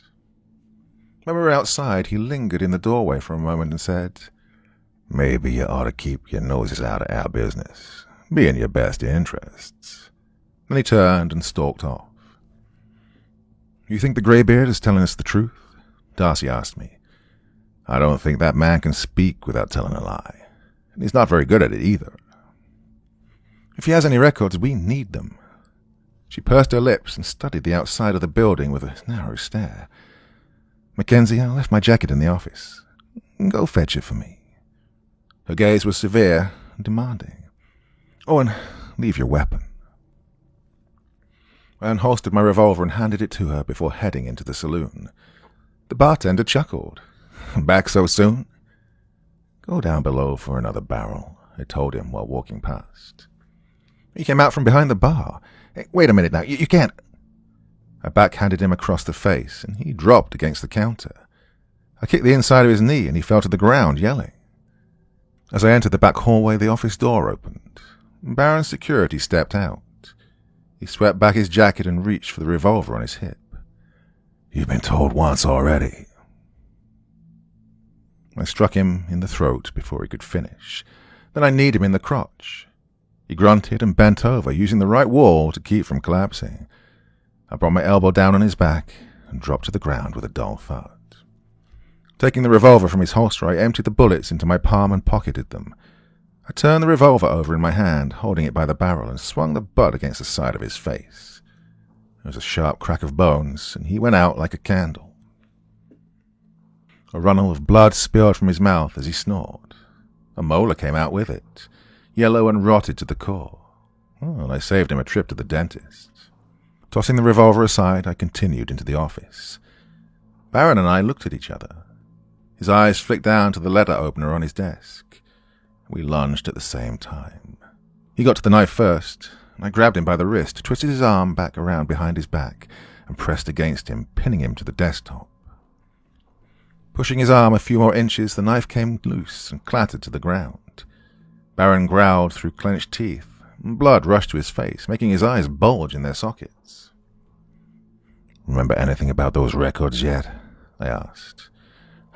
Yellow bastard, he yelled. Logbook is in the second drawer, right side. Grab it, I said. He reached with his other hand. Wait, stop. I'll grab it. He shoved his hand aside and opened the drawer. Inside, a revolver laid on a leather-bound book. I grabbed the revolver, cocked the hammer with my thumb, and pressed the barrel against his temple. It's very clever of you, I said. Is that actually the book I'm looking for? He groaned and shook his head. Bottom drawer. I slammed the butt of the revolver between his shoulder blades and shoved him aside. He fell on the floor, scrambling to get back on his feet. I shifted the barrel until it stared him in the face. He returned to the ground and waited. You'll get yours, boy, he warned me. I'll make sure of that. Mr. Baron, your business associates were murdered and burned, I said. I think you have better things to worry about. I grabbed the logbook and closed the drawers. Turning to Baron, I kicked him between the legs. He went supine and clutched his groin, crying out in pain. On my way out, I retrieved Darcy's jacket from the back of the chair. Chapter 6. Monday, October 5th, 1891. Inspector Eleanor Darcy. We spent a majority of the afternoon travelling. We first went to Richard Howard's private estate, where he'd been murdered. However, his wife refused us entry. We'd need a judge to sign off on a warrant, which was achievable, but it would take time. We might have been able to force our way inside, since it was still an active crime scene, but we would have needed the support of Chief Burris. After I'd scolded his officers earlier in the day, I didn't know if we'd get that support. Instead, we abandoned that scene and went to the farm where Thomas Banks's corpse was discovered. We walked the fields, hoping to stumble upon something, but too much time had passed, too many storms and windy days had come and gone for anything useful to be left. We spoke with the farmer, a man by the name of Russell Thornton. He was a sun-beaten man nearing his 40s, 2 kids and a wife. All of them were underfed, skin and bones. "Mr. Thornton, you're the owner of this farm, correct?" I'd asked after introductions were made. "Nope." Well, that caught Inspector Mackenzie's attention. "Pardon?" "Truth be told, I don't got a clue who owns the damn land at the moment. Government, maybe." "And who owned it before the government?" "Thomas Banks. We had a deal worked out. Land was in his name, and I was making monthly payments. Bastard charged an arm and a leg. Promised it was fertile soil. Then I'd been paid off in no time. But half the crops die by harvest season, and the other half ain't selling like they used to with these damn clowns running Congress." We were able to view a copy of the land deed from Mr. Thornton, as well as the contract establishing the monthly payments between Mr. Thornton and Thomas Banks. We interviewed the family about the morning they discovered Thomas Banks's body. Other than finding the body, they hadn't seen or heard anything suspicious. On the carriage ride back to town, I reviewed the logbook Mackenzie had acquired from George Barron. I didn't know the specifics of how he'd obtained it, but if Mackenzie's reddened knuckles were any indication, it was better if I didn't know. I could feign ignorance if it came back to bite us in the ass. "You were right," I said. "About what?" he asked. 2 things. Johnson Ullers left everything to his wife and son, Henry. I'd read about it earlier, but forgot to tell you. "And the other thing?" he asked. The Campbells were working with George Barron to smuggle in foreign goods. The formaldehyde came from Germany, along with various liquors, construction materials, cigars made in Berlin, and some other odds and ends. According to the logs, everything was sold at 3 times the normal price. "Sold here or outside the city?" "Both. Booze and cigars stayed in town. The rest was transported via traveling merchants or by train." "What about the formaldehyde?" "That was sold to some undertakers and medical schools outside the city, but there are a few inconsistencies in the records. Prices not matching the amount of cargo, meaning either got lost, stolen, or someone in Barron's gang was running a side operation with his smuggled goods." "Any chance that logbook has a full staff list of Mr. Barron's employees?" "Unfortunately, no." I closed the logbook and stored it in my satchel bag. I stared out the window, watching the countryside pass. Trees gradually disappeared in place of houses and shacks. Dirt roads became cobblestone. "Did you read that contract?" I asked. "Banks was overcharging Mr. Thornton, almost double what he originally paid for the land." "Well, he flipped it for a profit," Mackenzie said, "and so the killer flipped him in death. Hung him upside down from a post on the same land. Yeah, a murderer with a sense of irony. Or maybe a vigilante." "Well, vigilante depends on your view of justice." I felt a sense of guilt for thinking it, but our victims weren't exactly victims, well, not completely. I don't know if they deserved death or mutilation, but they weren't sweethearts either. They'd acted in a way that would earn them enemies, and they knew it. Johnson Ullers overworked his employees, paid them low wages, and had them on 6, sometimes 7 days a week. "Yeah, he's killed at his factory by his own employees and son," Mackenzie finished. "Left there to rot, hung from a trolley hook." Our carriage came to a stop downtown.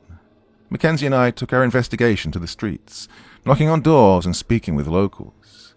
We had a list of slaughtermen, butchers, and a few others with experience in dissection or carving, including a few veterans from the Civil War.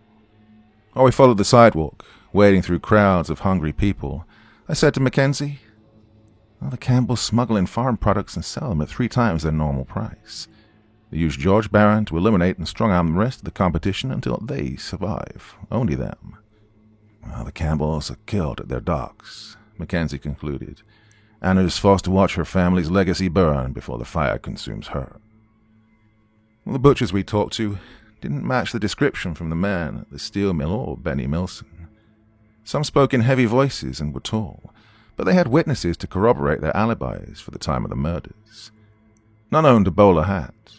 They could barely afford their rent. They didn't have enough to purchase dandy accessories. We visited a slaughterhouse in the northwest to speak with the employees. The manager wasn't happy about us disrupting the workday, but within a few hours we were able to sift through at least 25 different men. Well, they work 16 hours a day, if not more, I told Mackenzie, and most of them have families. They don't have time to go around killing, much less in such a methodical way. We need to acquire records from the medical school up north, he said. I sent a telegram, still waiting for a response. After the slaughterhouse, it was late in the evening. We decided to call it a day and head back to our room to review our notes. As we walked, I thought back to the photos and reports about Richard Howards, the first victim. New York businessman known for being cutthroat and heartless. So the killer cuts his throat and takes his heart. Hey, why the eyes, ears, and tongues? I asked.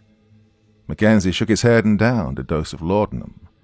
For the first time since we started working together, he seemed as frustrated as me. Hey, how's the killer choosing their targets? I asked.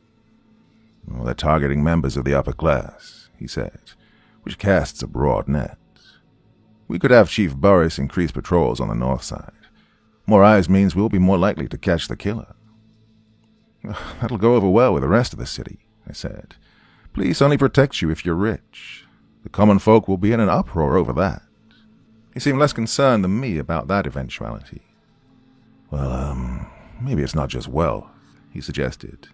Maybe they're connected another way. Could have been involved in a business deal. If the victims were all involved in a deal together, it hasn't been noted in any of their logs. We could always try talking to George Barron again. If the Campbells were the last victims, then it stands to reason George could be next. I knew he was right. We'd just gotten back to the tavern.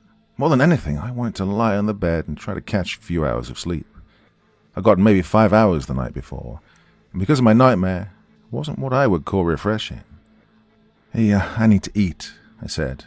Let's grab a meal first and head over after. Oh, you stay and eat, he said. I'll go over to the saloon now. I scoffed. You're mad if you think I'm letting you wander the streets alone. Still don't trust me? I trust you to stay focused on the case, but if any of Chief Burris's men see you out and about without me, forget about it. We entered the tavern and stopped at the front counter.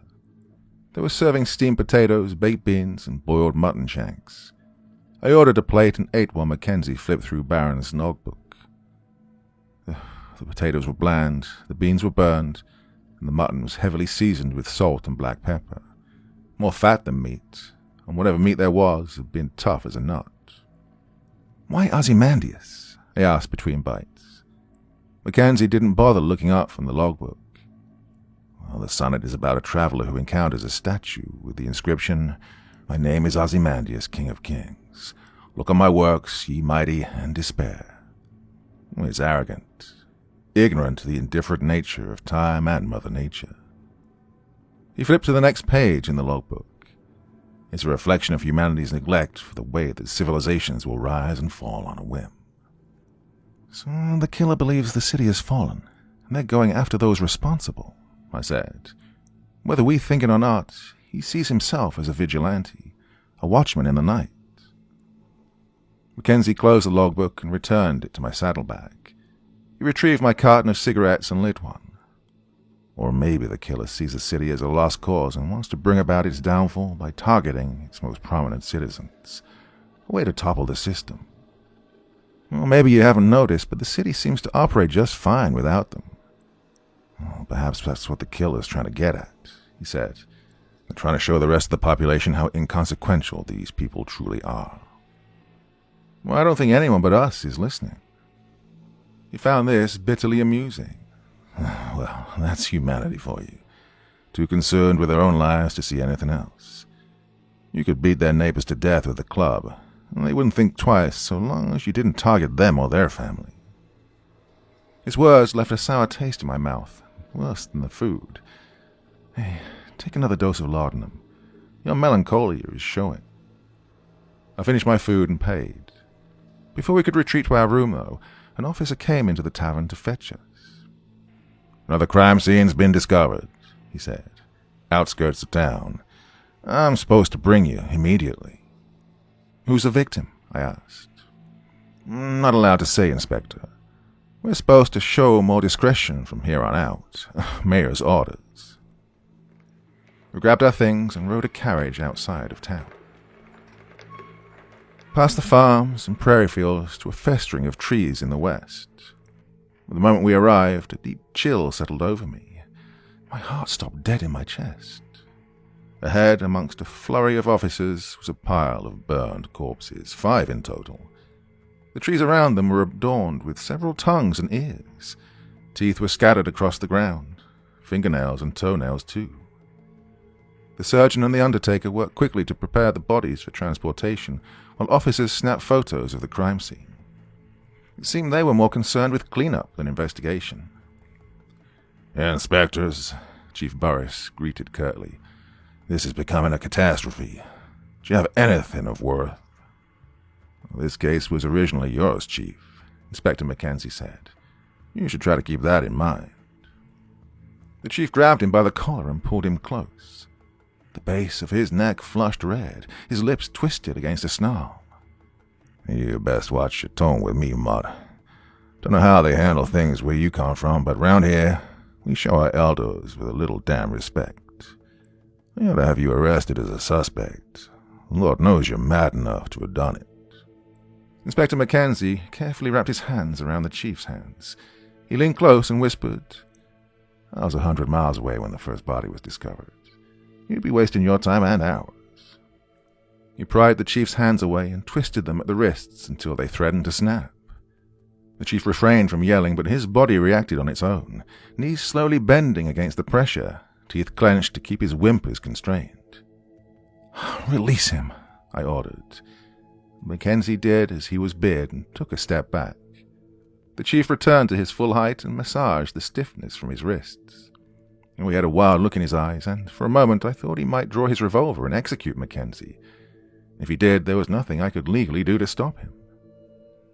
"Chief Burris, are these the inspectors you were telling me about?"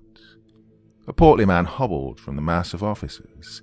He was dressed in a fine suit, wearing a bowler hat and glasses. He stuck his hand out for me to shake. "Lucas Wright, Mayor of Wormwood. How do you do?" "Pleasure, sir," I said, feigning respect. "Inspector Eleanor Darcy. This is my partner, Inspector Harris Mackenzie." The mayor looked Mackenzie up and down. He snickered. "You're the infamous lunatic I've heard about. Not quite what I expected."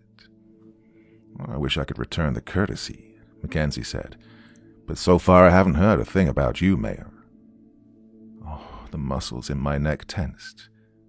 "Mackenzie, walk the scene. See what you can find." "Yes, ma'am." The mayor watched him walk off with a smile. "Fascinating. A woman controlling a madman. These are strange times." He shook his head in disbelief. "Now tell me, Inspector, how'd you do it? How have you seduced him?" Anger bubbled in my throat. I swallowed it. "I'm afraid, Mayor, Inspector Mackenzie can't be seduced. He's only attracted to his equals, and as far as we're aware, he doesn't see anyone as his equal." "And how'd you keep him on a leash?" "Inspector Mackenzie either follows my orders or he'll be put in the ground. If not the ground, then in an asylum, which he considers a far worse fate." The mayor frowned. He'd rather die than receive treatment for his ailments. "He finds asylums to be monotonous and cruel," I explained. "Death, to him, is a more peaceful alternative." The mayor didn't know how to respond. Chief Burris took over the conversation after that. The bodies had been identified as the witnesses from the steel mill, 4 shift managers and Johnson Uller's son. "No wounds to indicate manner of death," he said, "but they were treated to the same cruelty as the rest. Ears, eyes, and tongues removed. Then they were stacked on top of one another and burned." "Did your patrol see anything?" I asked. "Nothing was reported. Looks like the fire took place earlier in the morning. Around the same time the docks burned." "It was a good cover. There's enough smoke that no one would have noticed a stack coming from the west, especially not with everyone's attention on putting out the dock fire." "I had officers speak with the victims' families," the chief said. Spouses reported that they'd all left their homes around the same time for a meeting. Didn't say with who or where it was. He then led me across the field to a pair of men guarded by officers. Fur trappers came across the scene. The fur trappers were two men, lean and tall. One was clean-shaven, the other was bearded. Both had long hair and wore tattered clothing, heavy boots for traversing muddy terrain, a pair of rifles slung over their shoulders. The chief gestured to the bearded man. "This is Roger Young. Lil Raj, we call him." He turned toward the other man and said, "This is, Wallace Green, sir." "Right, of course. Forgive me. My mind's elsewhere right now." The mayor called the chief over, leaving me alone with the witnesses. I removed my ledger from the satchel bag and began the interview. Now, according to them, they'd been out checking and setting traps for the local game. Roger Young, Lil Raj, noticed a strange smell. They wandered through the forest for about 20 minutes before they finally discovered the 5 burned men. Lil Raj stayed with the bodies while Wallace Green rode into town to alert the police. "How often were you two in this area?" I asked. "Every other day, I'd say," Wallace responded. "We don't get as much game as we used to, not since the town expanded. Sometimes we might wait a few days to check the traps, especially if the weather's harsh." "Did you notice anything suspicious or out of place when you first arrived?" Lil Raj snorted. "Other than a pile of bodies and tongues and ears?" "Yes," I said. "Other than that." I can't say I noticed anything." I turned to Wallace. He shook his head and said, "No, ma'am, but I can't say I was looking for anything suspicious at the time. Just trying to keep my dinner down." "Were you familiar with any of the victims?" I asked. "Seen them around, maybe," Lil Raj said. "Whenever we go into town to sell to the butchers." I asked them a few more questions about the nature of their work, and then I collected their home addresses in case I needed to speak with them again. Lil Raj lived on a ranch with his grandfather and some helping hands. Wallace lived in an apartment on the south side. After that, they were released. On their way out, Lil Raj looked at the dead bodies and sneered. Wallace performed the sign of the cross and bowed his head to the dead men. "We are but dust and shadows." I looked across the way at Inspector Mackenzie. He crouched low to the ground, sniffing. He glanced over at me and said, "We'll need shovels." Chapter 7. Monday, October 5th, 1891. Inspector Harris Mackenzie. By the time the officers were finished digging, 6 new bodies had been revealed, previously buried in a circle around the 5 burned steel mill workers. The new corpses had been buried with their belongings, including satchel bags, clothes, and money. Each one was also left with a wax-protected slip of paper identifying them. The corpses were well preserved and stank of exuberant formaldehyde, as well as creosote, turpentine, and dried lavender. 3 of the corpses were women in lavish dresses and ostentatious hats. According to the tags left with their bodies, they were Minnie Davis, Emma Taylor, and Ruth Baker. The other 3 corpses were adult men wearing expensive suits. 2 of them wore bowler hats. The third was without.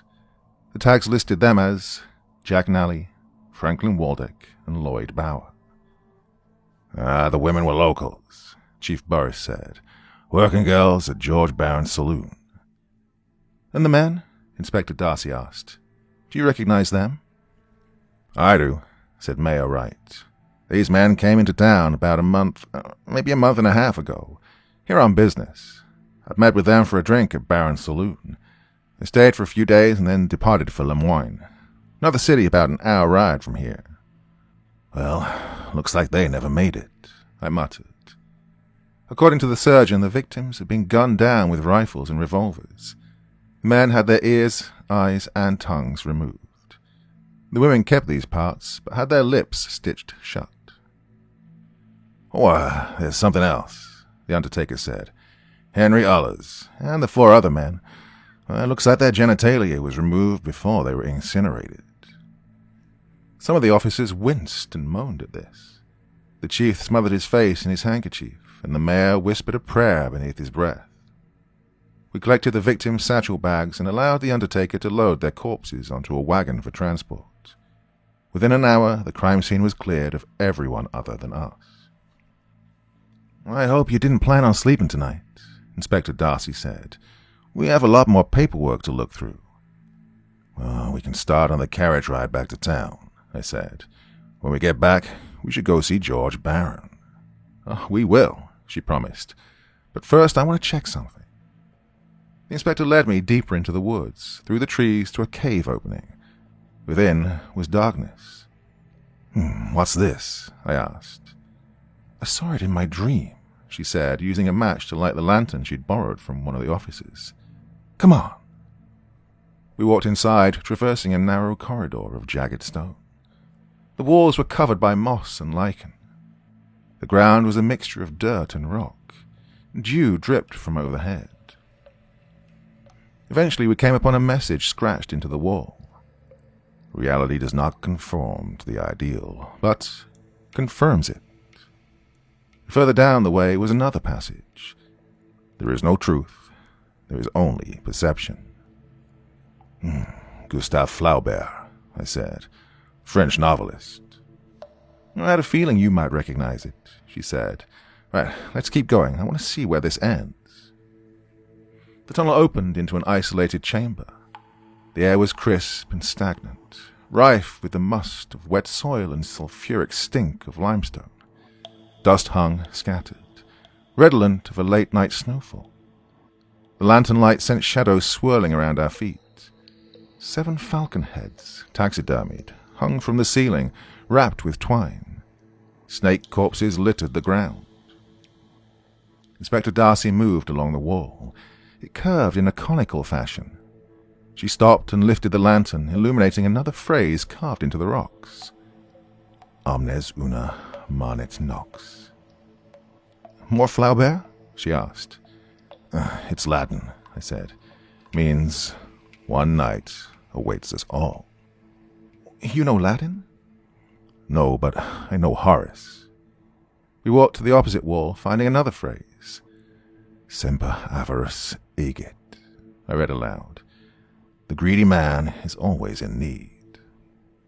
At the back wall we found a painting, crude but decipherable. It was meant to represent the sky. The horizon was colored a lapis purple shade with silvery dots and streaks as stars. At the center of the sketched sky was a large golden eye with a spiral pattern for the pupil. Above the eye were the words, "Ignorance is a folly," and beneath it were the words, "Sleep is for those who wish to live in a dream." Inspector Darcy turned toward the entrance and raised the lantern high. Above the opening was a familiar phrase. "My name is Ozymandias, King of Kings. Look on my works, ye mighty, and despair." She lowered the lantern. Light cast across the floor, reflecting against something. Darcy moved closer and knelt. There were 6 tin-plated cups on the ground. She retrieved one, peered inside, and tossed it to me. I caught it and held the cup beneath my nose. Bitter, somewhat akin to almonds, mixed with liquor, whiskey or scotch. I didn't have much familiarity with most spirits. Cyanide. Inspector Darcy frowned. Cyanide was one of the products listed in the logbook, wasn't it? Smuggled over from Germany with the cigars and formaldehyde. She rose to her full height, and the undertaker didn't find any noticeable wounds on our 5 steel mill workers. "Hey, we should get back to town. Something about this place doesn't feel right." She laughed. "Never knew you to be superstitious." We followed the tunnels back to the forest, and from there took a carriage into the city. During the ride, we divided the satchel bags from our 3 businessmen. The carriage jostled the overhead lantern from side to side, making it difficult to read, but we endured. Outside, thunder clapped from far away. Not long after, it started to rain. A light mist that began to come down like bullets, and the horses started to whine when the lightning came. "Hey, this dream you had about the cave," I asked while flipping through Jack Nally's journal. "Sounds like the ones your father used to have." Inspector Darcy glanced up from Franklin Waldick's journal and glared at me. Her lips were pursed tight, refusing to comment. You've had similar dreams in the past, I continued, during our other assignments. What makes you think that? You talk in your sleep. She mumbled a few choice words under her breath before saying, I'm not like you, Harris. Like me? Insane. She didn't mean it as an insult, purely factional. Still, I couldn't help but laugh. Sanity is a subjective matter, don't you think? Not in your case. Now be quiet and keep reading. By the time we reached Barron's saloon on the south side, Inspector Darcy had discovered that Franklin Waldeck was a banker from New York. He'd come to town with Lloyd Bower, one of the 3 men we'd discovered buried in the woods. Lloyd was a lawyer visiting Wormwood to handle a life insurance claim. He brought Jack Nally and Franklin Waldeck at the behest of Richard Howard's. Well, I guess who Franklin Waldeck had a meeting with during his stay, she asked. Anna Campbell, her husband, and George Barron. He wanted to connect them with some of his New York associates. Other gangsters, I'd wager, I said. What'd you find out about Nally? He had a few meetings, one with Mayor Wright. Also writes often about his affair with Minnie Davis, one of the escorts. He was planning to divorce his wife upon his return to New York and marry Minnie instead. Seemed all of the men had taken lovers during their stay. So what? They're killed by association? Our killer sees them dealing with immoral figures, condemns them like the rest. So still think this is the work of a vigilante? A shadow fell across her face. Shame showed in her eyes. Inspector Darcy wasn't one for crying, but she avidly indulged her guilt. Her humanity was endearing to others, but to me it was a burden.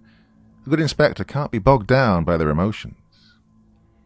The killer's perspective of innocence and guilt is inconsequential, I said. Any participation in the downfall of their city is punishable by death. No half measures, no hesitation, no other verdict. It's absolute, unflinching. If they're really targeting anyone involved, then they'll end up going after everyone in town. Aside from themselves, they don't recognize their killings as immoral. To them, it's a necessary countermeasure. Way to combat the corruption and degradation of society. The carriage came to a stop. We departed and went into the saloon. It was a lively crowd. Piano music filled the air, laughter and chatter too. The townspeople couldn't be less concerned about the killer living amongst them. They didn't mourn the dead nor acknowledge them. The world always keeps spinning, no matter who dies. The bartender had a black and purple welt on his cheek. When he saw us, he grabbed the nearest knife. Hey, you two ain't allowed around here no more. Look, we just need to speak with Mr. Barron, Inspector Darcy said. He could be in danger. The bartender lowered his knife. Well, he ain't here. Where is he? At his house. He's packing up, going on a little vacation. Says someone's coming after him. So, Mr. Barron had actually taken my advice. It's always amusing when people listen to me, knowing that despite their perspective on my mental state, I could still persuade them. Where's Mr. Barron live? Darcy asked. Not sure. I should say, in fact, maybe I ought to send for Chief Burris. Tell him about how you came in here and... You can answer me, or my partner can ask you, Darcy interjected. You have 10 seconds to make a decision, or we'll make one for you. The bartender looked back and forth between us, and the knife in his hand wavered. In the end, he slammed it on the counter and gave us an address, an estate on the north side. That came with a little surprise. We returned to the carriage and rode uptown. Inspector Darcy collected all of our newfound evidence into a satchel bag. Meanwhile, I reviewed Jack Nally's journal further, discovering a connection between him and Thomas Banks, mainly seeking out land for further business ventures. Jack Nally had also met with the Johnson Ullers about establishing a tobacco production plant together, in which they would use land bought from Thomas Banks for construction and crops. When I told Inspector Darcy about this, she laughed. 3 friends of Richard Howard's come to town and seek out some of the most influential figures of Wormwood. All 3 are killed. Then one by one, their associates are killed. We had one journal left now, that of Lloyd Bower, the lawyer who'd come to Wormwood to manage an insurance claim. Yet we had arrived at Mr. Barron's private estate before we could review it. The estate was a large colonial building at the very edge of town, not 3 blocks from the rest of the city. Once probably a plantation with sprawling fields, the building remained relatively the same. Pillars and grand staircases and a wraparound deck on both the ground floor and first floor. The yard itself had been reduced, a sacrifice made, I imagined, when the once small farming community developed from rural to urban. We stepped out of the carriage and climbed the driveway to the front door. Inspector Darcy knocked. There was no answer. After a few more seconds, she knocked again. No answer. "Is he ignoring us? Or did he already leave?" she muttered. Annoyed, she rubbed at her brow and said, "Inspector Mackenzie, did you hear someone within crying out for help?" It was only silence. I believe so, ma'am." "Yeah, that's what I heard, too." She tried the knob, but it wouldn't budge, so she reeled back and kicked near the handle. The door jolted in its frame, so she kicked a second time. It sprang open, sending chunks of wood skittering across the floor. The inside was outfitted with an abundance of furniture, paintings and souvenirs, both foreign and domestic. The entrance led immediately to a grand staircase of polished wood. The air smelled of liquor and firewood, and the house was dark and quiet. Inspector Darcy and I made eye contact. We drew our weapons and started ahead. She searched and cleared the right wing of the building, and I did the same for the left. We reconvened at the bottom of the staircase, neither having found any sign of a disturbance, nor any sign of Mr. Barron. When we got to the first floor, we were about to divide and conquer, but then we heard the grunting. Inspector Darcy took lead. We followed the sounds through a hallway to the master bedroom. Upon entry, we found George Barron with his wrists and ankles bound to a chair. Standing over him was a masked figure, a few inches taller than myself. Broad-shouldered, lean about the torso, wearing a dark overcoat and bowler hat. The masked man held a sawback butcher's knife to Barron's neck. We aimed with our revolvers, but neither of us had a clean shot with Mr. Barron in the way. This was more of a problem for Inspector Darcy than myself. If she'd demanded that I open fire, I would have been obligated to carry out my orders regardless of who was in the way. However, you can always count on Inspector Darcy to take the humanitarian approach. If there's a possibility for a life to be spared, she won't hesitate. No matter who that person is, whether they be a gangster or a repeat murderer. "Drop your weapon and step away from the man," Inspector Darcy said. "If you refuse to comply, we'll be forced to open fire." The masked man's eyes roved over us. Perhaps it was the lightning, or perhaps my state of mind at the time, but I could have sworn that his eyes were pitch black, pools of oil. His only response was a soft growl, like a wild wolf preparing to lunge at its prey. He jammed the knife into Barron's stomach and jerked it to the side, slicing along it. Inspector Darcy fired twice. The first bullet whistled past the killer's head and struck the wall behind him. The second bullet grazed his shoulder. The killer turned and sprinted toward the nearest window, leaping through it to the outside deck. He collided with the outer railing, but found his footing quick and ran. "Hey, check on Barron," Inspector Darcy ordered. "I'm going after the suspect." Well, she was gone before I could respond, climbing through the shattered window onto the first floor deck. She ran to the right, her footsteps gradually fading away. I walked round to the front of Mr. Barron. The knife was lodged deep into his right side, and a gash stretched from the center of his abdomen to his flank. He was bleeding profusely, internal and external hemorrhaging, perforated organs. "Red, you've been injured," I said, "quite severely by the looks of it." His response was a mixture of choking and gasping. Through these guttural sounds, I believe he was pleading with me to save him. Or maybe it was for forgiveness. Not everybody gets final words. "I, nor anyone on this planet, could help you," I told him. "You're going to die, Mr. Barron." With that, George Barron went limp, breathing his last breath. His body would slowly shut down and decay. His bowels would eventually release. Within a few hours, rigor mortis would stiffen his muscles. When that would pass, and all that would remain was a squishy husk of flesh and organs. All this brought neither joy nor displeasure, but rather a curious fascination. The natural breakdown of organic elements, a reminder that even humans must succumb to time and nature. I climbed through the broken window and followed the deck to the right side of the building. Down below, the masked man ran across the yard toward town. Inspector Darcy wasn't far behind. Her muzzle flashed and bullets struck the ground around the killer's feet. The killer was getting further and further away. I aligned the iron sights of my revolver with him, my finger wrapped around the trigger. In the end, I assumed he was too far for me to hit, and if I were to fire, I'd either miss or maybe hit Inspector Darcy. Holstering my revolver, I continued along the deck until I found a gutter system I could use to descend. I dropped onto the side yard and chased after the others. The killer had slipped through an alleyway into town. Inspector Darcy was closing the distance between them, but if my count was correct, all 6 of her bullets were spent. By the time I reached the city, I'd lost sight of both.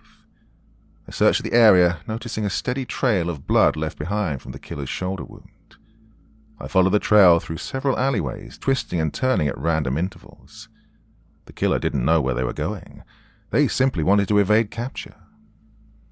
Surprising for a killer so grandiose and public with their previous affairs. The entire time I'd suspected they didn't care about their capture, but perhaps I was wrong.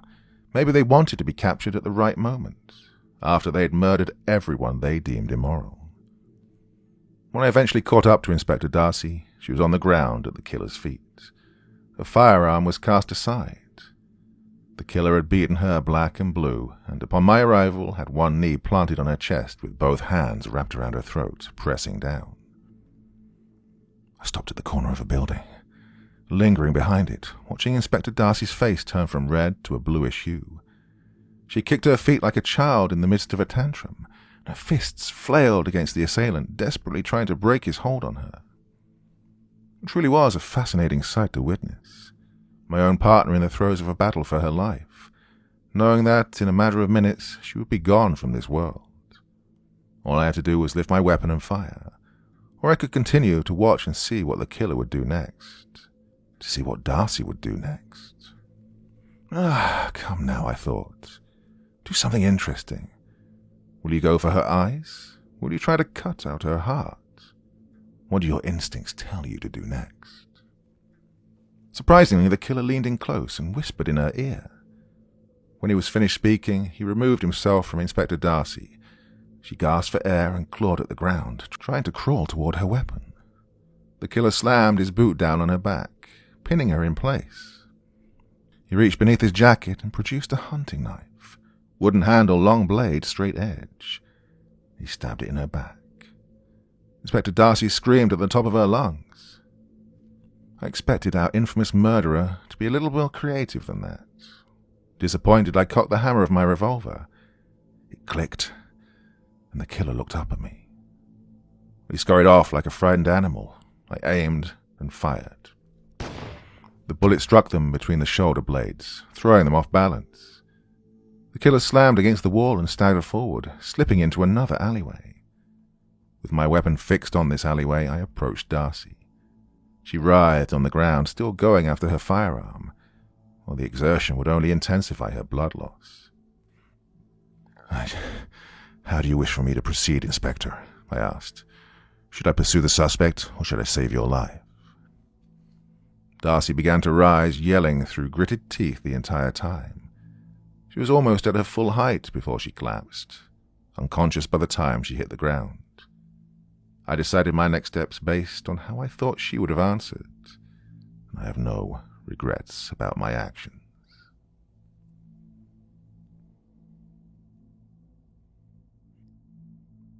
Chapter 8. Tuesday, October 6th, 1891. Inspector Eleanor Darcy.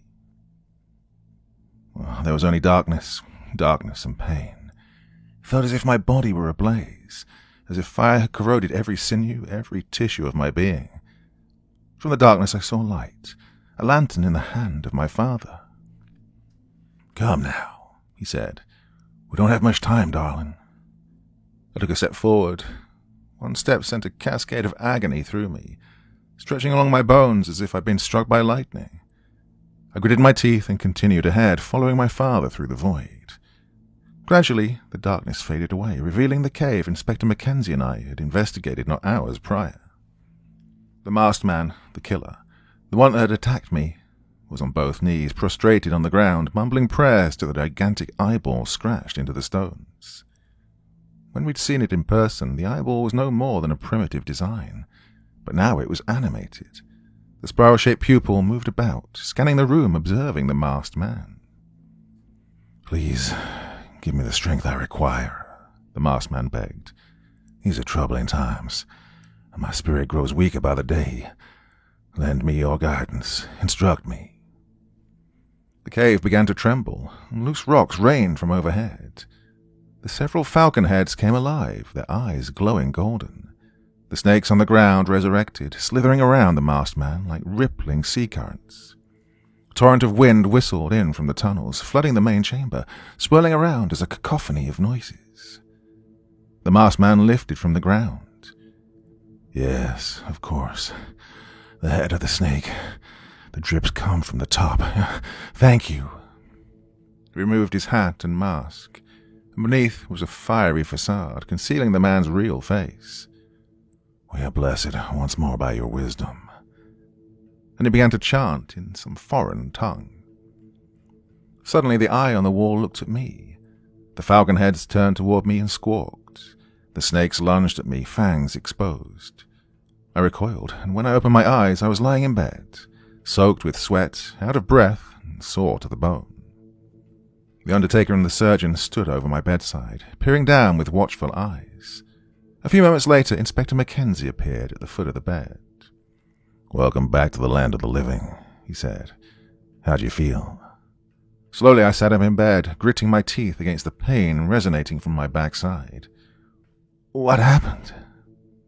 Inspector Mackenzie filled me in on the last 12 hours. After our encounter with the masked man at George Barron's estate, he'd brought me to the undertaker for medical aid. "You should have stayed on the damn killer," I growled. "Because of you, he got away." Inspector Mackenzie tilted his head and furrowed his brow, bemused by my reaction, and a smile slipped over his lips. "Of course, ma'am. I suspected you would have wanted me to save your life." I could have throttled him. "Don't pretend like you were trying to save me, Harris. We both know that if I'd died on your watch, the director would have had you locked up or executed." The undertaker and surgeon excused themselves from the room.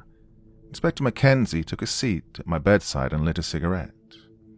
I laid there trying to summon the strength to get back on my feet, but I was nauseous and dizzy, and a fog had clouded my mind, beckoning me to fall back asleep.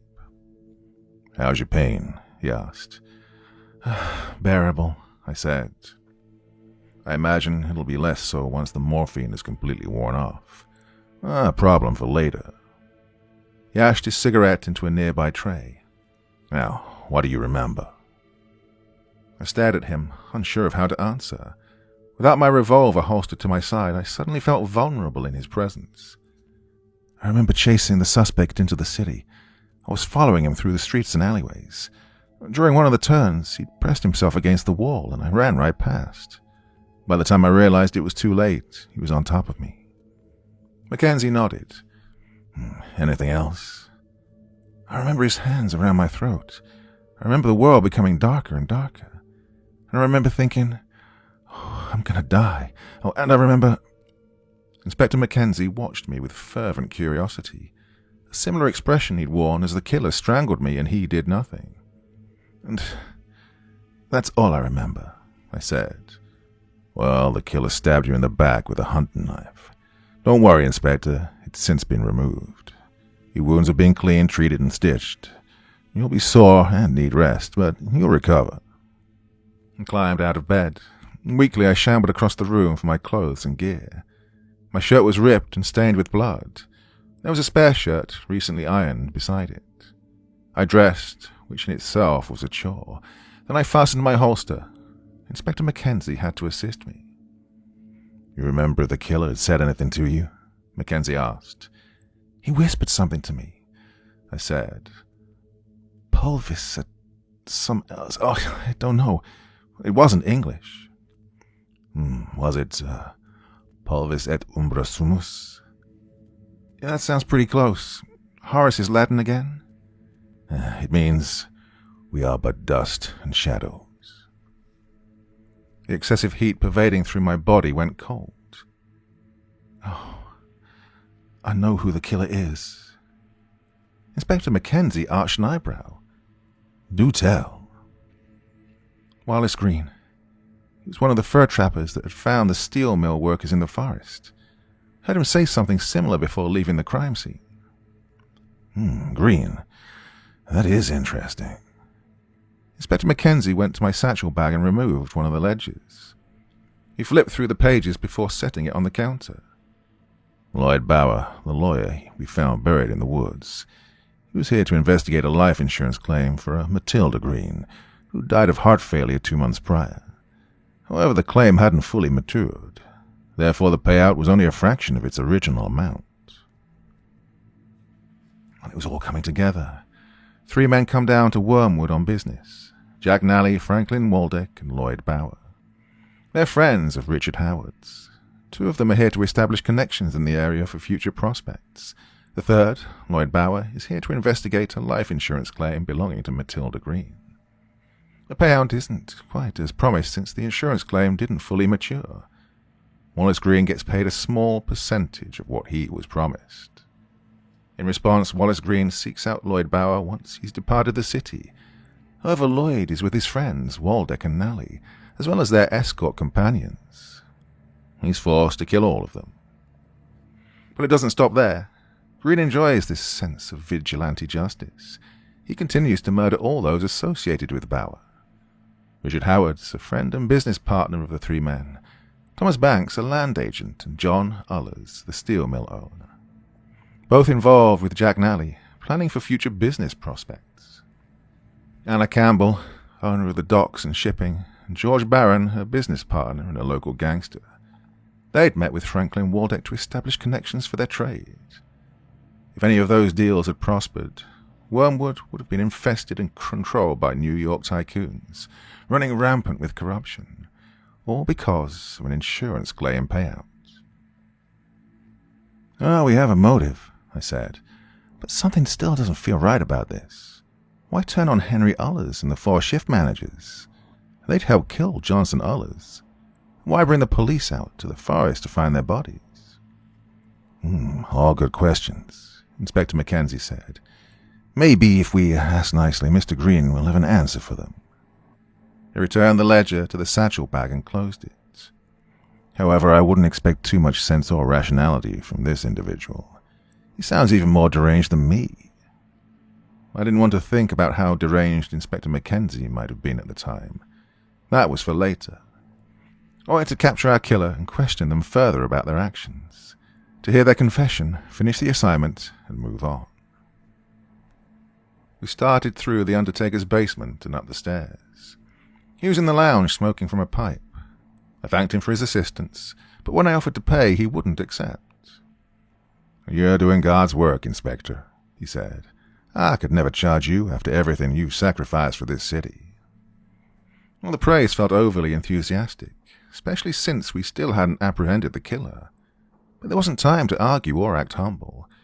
I moved on, trying to flag down a carriage. Before I could, an officer hollered at us from down the block. He sprinted toward us, waving his hands over his head. "Inspector," he said, panting. "Chief Burris has been looking all over for you." "About what?" "Ma'am, he heard about George Barron and your failure to capture the murder suspect. He wants to speak with you about it." "All right, I'll stop by his office later." The officer reached down to the revolver at his hip. "Ma'am, with all due respect, we have orders to bring you in for questioning, immediately." I glanced back at Mackenzie. It was clear he wasn't going to weigh in on the matter, so I nodded. "Fine. We'll come back to the station with you." About 15 minutes later, we were in a carriage bound for the police station. I told the officer to take several men and go to Wallace Green's residence to apprehend him, but the officer ignored me. At the station, we were led to Chief Burris's office. He sat behind his desk, frantically writing a letter. He looked up at us, frowned, and gestured to a chair across the desk. I sat, and Inspector Mackenzie remained at my side, standing. Mrs. Darcy, I've summoned you here today to say I am appalled by your handling of this investigation, the chief began. Already I could tell this wasn't going to be an enjoyable conversation. You've made a mockery of my department and your agency. My officers have been working around the clock, questioning suspects and collecting corpses. All the while, the killer is no closer to being caught. Chief, we have a probable suspect. Do I sound like I'm finished? He yelled. I fell back into my seat, silent. The chief rubbed at his brow. His disappointment was palpable. His anger even more so. He turned to Inspector Mackenzie. Dog, make yourself useful and pour us a drink. Inspector Mackenzie looked to me for command. I nodded, and he retreated to a table at the back of the room, lined with liquor bottles, steel mugs, and a container of chipped ice. Mackenzie retrieved a bottle of whiskey and began to pour. We've seen more deaths in these last 3 days than the previous 6 months combined, Chief Burris continued, his anger directed solely at me. We were told you were specialists, promised that you'd speed up the investigation. Yet I've not seen any evidence of your worth. These promises have fallen flat. Chief, we have a suspect for these murders, I explained. What do you know about Wallace Green? Wallace Green? One of the witnesses from yesterday's crime scene. That's your suspect? What do you know about him, sir? He drummed his fingers against the desk as he considered it. Not much. He's a friend of Little Raj. Came to the city maybe 5 months ago. His mom was ill. I believe she died some time back.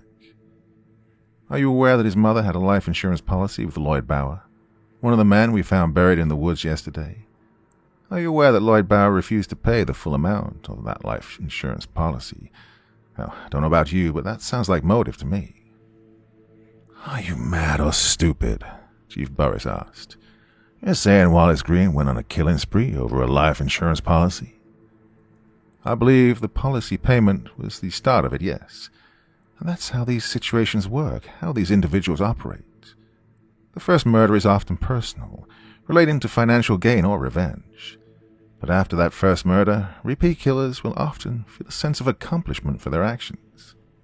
The act of killing makes them feel powerful, and so they seek it out again, hoping they might achieve that same sensation in their next murder. Yet it never quite lives up to that original experience, Inspector Mackenzie called out from the back of the room. It's an addiction to them. A part of them logistically knows it's immoral, but they don't care. They dehumanize their victims, fail to recognize them as people. Instead, they might... Quiet, Chief Burris hollered. Hurry up with those drinks and keep your damn mouth shut. Heard enough from you, Mutt. I have half a mind to put you down here, and now for all this madness you've brought up to my city. Inspector Mackenzie carried 2 cups over to the desk. He set one before Chief Burris and the other in front of me. Then he resigned himself to silence, standing at my side like a statue. Inspectors, I've had enough of your shenanigans, Burris said. I am officially removing you from this case. A train will arrive later this evening. You'll be put on it. In the meantime, I'll compose a letter and have it sent to your superiors, detailing your unethical and disgraceful participation in this case. Which unethical and disgraceful behavior are you referring to, sir? Inspector Mackenzie asked. Chief Burris glared at him with fire in his eyes. I ought to put you through that wall, boy. Speak up again, see what happens. They turned back to me. You tell us the killer's probably a butcher or slaughterman or doctor. Have my officers go around the city interviewing them. Then you tell me the killer is a fur trapper, Wallace Green. You also said the killer might be a hunter, Inspector Mackenzie muttered. Chief Burris drew his revolver and slammed it down on the desk. His thumb lingered on the hammer, ready to draw it back. I don't think I haven't heard about what happened at George Barron's saloon, he continued. You might be associated with my department, but you do not have the authorization to assault the people of this city, regardless of their associations or alleged crimes. We try to comply with your demands, the chief continued. We try to follow your guidance on this case. You've led us nowhere, and in the process you've reprimanded my officers for doing their jobs. They were following us, sir. On my orders, damn it. He downed his drink in one gulp and winced at the bitter burn. Pour another one, Mutt. I've got to wash this taste out of my mouth. Inspector Mackenzie retrieved his cup and went back to the liquor table. I'll be frank with you, Inspector, he said. I don't like what you or your agency is doing. I don't see the purpose in allowing a man like that to walk the streets, much less entrust him to protect the health and well-being of the people. I think your agency's a joke. A means for some officials in the government to pad their pockets. I shudder to think Project Inferno will exist in 10 years. Every second wasted at the chief's office was another moment for Wallace Green to kill again, or leave town. Yet my hands were tied. The agency couldn't conduct investigations without permission from local authorities. We were here merely to assist, and if our assistance was refused, we had to accept this and move on. Sir, if I may, we encountered the killer. I chased him through the streets. And where is he? The chief asked. Why is he not sitting in front of me? Well, heat flushed through my cheeks. He, got away, sir. Specialists, professionals. Instead, we get clowns wearing fancy suits. Inspector Mackenzie returned with the chief's cup. He grabbed it from his hand, swallowed it in one drink, and shoved it back into his grasp. I'll be officially requesting your superiors to have you. He swayed a moment, blinking rapidly. Then he went limp and fell from his chair, snoring by the time he hit the floor. What did you do? I asked. Slipped him a concentrated dose of laudanum. Mackenzie kneeled beside Chief Burris and checked his pulse. If I estimated his weight correctly, he should be all right. He'll wake up a little foggy, but otherwise no long-lasting side effects. Well, I can think of one side effect, I said. He's going to send a witch hunt out for you. Why? Because he can't handle his liquor? You saw it, didn't you? Too much to drink. His breath reeks of whiskey, after all. I had to wonder if there were any lows Inspector Mackenzie wouldn't stoop to. Now, while the chief naps, perhaps we should continue our investigation, he suggested. Any particular place you'd like to begin? I thought back to my dream. Mackenzie, consider all the victims thus far, I said. Who would be the head of the snake? He knitted his eyebrows together with consternation. If Wallace Green is targeting all known associates of Lloyd Bower, I suppose the only reasonable conclusion would be Mayor Wright. Everyone else that dealt with Mr. Bower is already dead. That's who'll be targeted next. Poses an interesting question, Inspector. Should we go after Mr. Green at his residence and hope he's there? Or should we let him come to us? Chapter 9. Tuesday, October 6th, 1891. Inspector Harris, Mackenzie. We arrived at the mayor's estate late in the evening. We paid the carriage rider and watched him depart, heading back for the city. Together, Inspector Darcy and I climbed the stone stairs to the front door. She knocked, and the housekeeper answered, donned in a black dress with a white apron, prim and proper as they come. Inspector Darcy and Inspector Mackenzie here to see Mayor Wright, Darcy said. Is he home? The housekeeper was a fragile woman, pale-skinned and thin, hollow cheeks with sunken eyes. I was curious how many meals she had to serve without ever partaking, how much food had passed through her hands but never once met her lips. The hungry watching others gorge themselves. Mr. Wright is currently relaxing in the parlor, she explained. He isn't accepting company right now. Tell him it's urgent. The housekeeper closed the door, and a few minutes later she returned and allowed us entry, leading us to the parlor along the left wing of the house. The estate was similar to that of George Barron's home, but somehow it was even larger, furnished with more decorations from a bygone era. Mayor Wright sat in a leather lounge chair before a brick fireplace, nursing a glass of scotch in one hand and a cigar in the other, most likely one smuggled from Germany. "Inspectors," he greeted, humor in his voice. "I must say I'm shocked to see you.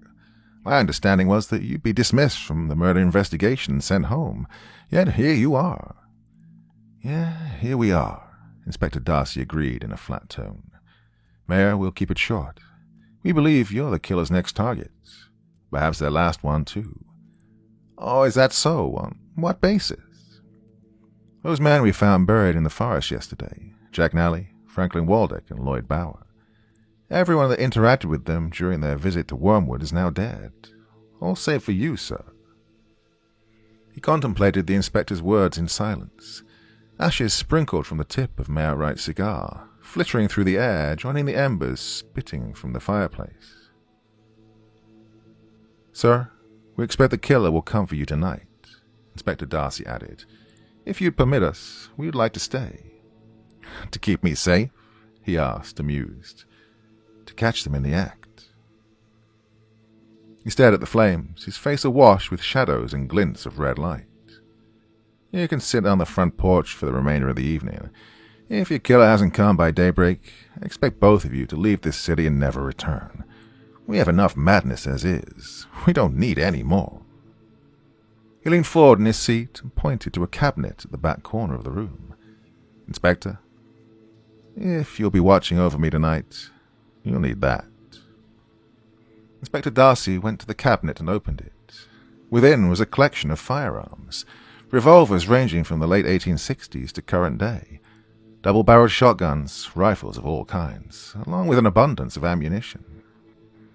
"If the killer comes," Mayor Wright said, "don't let him get close."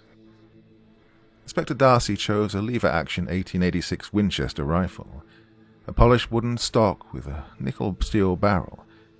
She held the weapon with a serious expression. She worked the lever a few times, listening to the shifting of metal. Then she inspected the loading port and sights before retrieving a pack of rounds. With that settled, we were given leftovers from the mayor's supper and a lantern. The inspector and I sat in a pair of rocking chairs on the front porch, passing a plate of beans, buttered bread, and roasted venison, heavily seasoned with salt, pepper, and saffron. The lantern hung from a hook on a nearby post, swaying back and forth against the wind. Streaks of light ebbed and flowed around us, highlighting the profile of Inspector Darcy's face. There was a bruise on her cheek from where the masked man had punched her, and the skin around her eye was taking a bluish hue. "How's your back?" I asked. "The muscles are getting stiff," she admitted. "Hurts like a son of a bitch." I retrieved the vial of laudanum from my pocket and offered it to her. Surprisingly, she took the bottle and downed about a teaspoon. She grimaced against the bitter taste and quickly lit a cigarette to combat it. The rifle sat across her lap, her finger resting on the trigger. The barrel pointed in my direction. Her eyes, though, remained on the front yard, searching the growing shadows, waiting for movement. "I saw you," she said, "back in the alleyway when that man was going to strangle me to death. I saw you standing there watching." "Would you believe me if I said I panicked?" She laughed and passed me the carton of cigarettes. I placed one between my lips and struck a match. The tobacco crackled against the wavering flame, casting smoke into the air around my head. "If the killer doesn't show," she said, "we're down a creek without a paddle." "Well, the killer will come," I said. "They know they're running out of time. This might be their last chance." "What if he goes after someone else tonight?" "No one else comes close to being the head of the snake. Mayor Wright runs this town, oversees everyone and everything. They'll want his blood before anyone else's." She removed her cigarette and exhaled smoke. It drifted through the air, gradually dispersing. For a moment, I could see figures and shapes in the smoke, shifting about like spilled ink on paper. One of these shapes looked like an eye, staring at me, watching me, judging me. I wasn't going to let him kill you," I said. "If he'd wanted to kill you, he would have kept strangling you. But when he let you go, I was curious about what he'd do next." He stabbed me. I don't think he had any disinclination about murdering me. He stabbed you in the back, avoiding major organs. If he'd wanted you dead, he could have slit your throat or stabbed you through the heart or bashed your head against the stones. The killer doesn't want your life. They want your attention. She pondered this while her eyes roved over the stars. Did I ever tell you about my father? How he used to take me hunting? Deer, elk, ducks mostly. He always told me to mind my surroundings. So many hunters focus on the buck that they lose sight of everything else. They wind up tripping and falling down a hill, or walking right in front of the barrel of another hunter. She smiled. Memories of her father seemed to be the only thing that ever brought any sense of joy to her. Oh, don't go running into the dark after your prey. That's how you wind up surrounded by wolves. That's what he used to tell me, and I'd ask him, if we're not supposed to chase the deer, what do we do?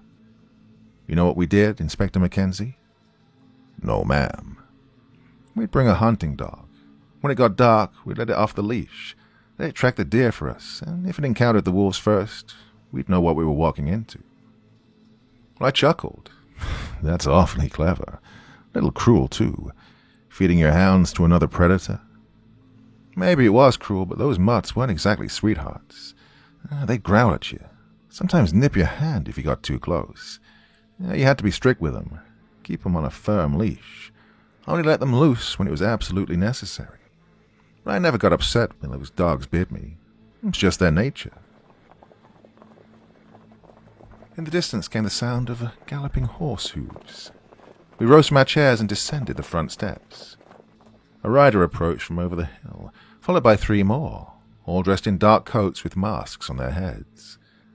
The one at the center wore a bowler hat. Looks like Mr. Green brought some friends. You didn't think he was alone, did you? I asked. Too many bodies for one person to handle alone. I guess I was being optimistic, Inspector. The riders dismounted from their horses about a quarter of a mile off. They walked the rest of the way, stopping maybe 50 feet out from us. The man at the center glanced at his accomplices and nodded. They removed their masks, dropping them to the ground. Wallace Green was the leader of the pack. To his left was Roger Young, Little Rog, and Mr. Barron's giant bodyguard. To his right was the Undertaker's assistant and niece, Siler Barrett. The wind swept through, pulling at the weeds around their feet, tearing at the tails of their coats. Pulvis et umbra sumus, Wallace Green said. Omnes unum manet nox, I returned. Mr. Green snorted. An educated man, I see. Won't find many of them in these parts. He tugged back on his coat, revealing a revolver at his hip. His fingers slid around the grip, thumb poised on the hammer. Our fight isn't with you, inspectors. I recommend you leave this place while you still can. You know we can't do that, Darcy said. You'd rather protect that piece of filth than save yourselves? It's not about protecting him. It's about putting an end to your massacre. We did this world a favor, he said bitterly. Those men were going to bring hell upon us, infect our city with their corruption. But you didn't just stop them, did you? You didn't just stop them, though, did you? You really think Richard Howard's or Thomas Banks were any better? The Campbells or Barron or Ullers deserved to live. They were feeding upon the folks of Wormwood, sucking the blood from our veins. What about the girls, the escorts? Wallace Green tensed at this. They were traitors, ma'am, just as low as the rest of us, but they abandoned us, left with those men because they knew it was more profitable. They knew about the suffering we'd experienced and kept their mouths shut to benefit their own lives. That's not how a community persists. That's not how we save this country. Darcy shifted the rifle stock against her right shoulder. Why mutilate them? If you wanted to kill them out of some sense of vigilante justice, I can understand that. But the dismembering, the desecration, that I can't fathom. It's just about sending a message, ma'am, he explained. We here at Wormwood look out for one another. We don't tolerate liars or cheats or corruption. Kill a few bad men, more will replace them in time. Rip them apart? No one forgets that. No one dares to follow in their same footsteps, unless they're mad or stupid. Inspector Darcy looked over the four killers with a mixture of sorrow and disgust. "Lay your weapons on the ground and turn yourselves in. I won't give you another chance." "I'm afraid, ma'am, we can't do that. There's a higher authority to play here. True judgment. And no one evades his wrath. Do the rest of you stand with him?" The three others were silent and unmoving.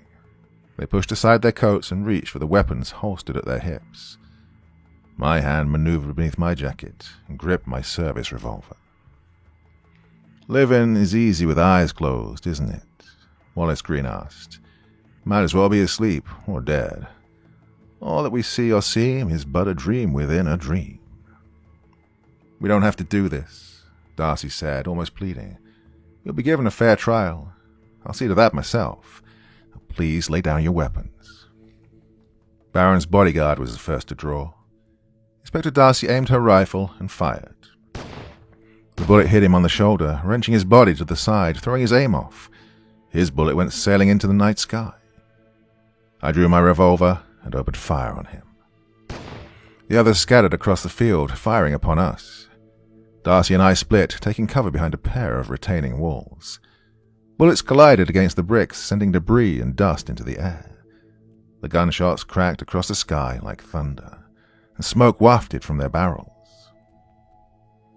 Inspector Darcy laid down cover fire while I inched closer, moving from the retaining wall to a decorative bench to a commemorative stone with a plaque remembering the Confederate Army. The top of the bodyguard's head exploded and he dropped. Lil Raj ran toward him. I opened fire, catching him on the side before he could dive behind an incline. The rest of my bullets peppered the ground, and chunks of earth flew through the air.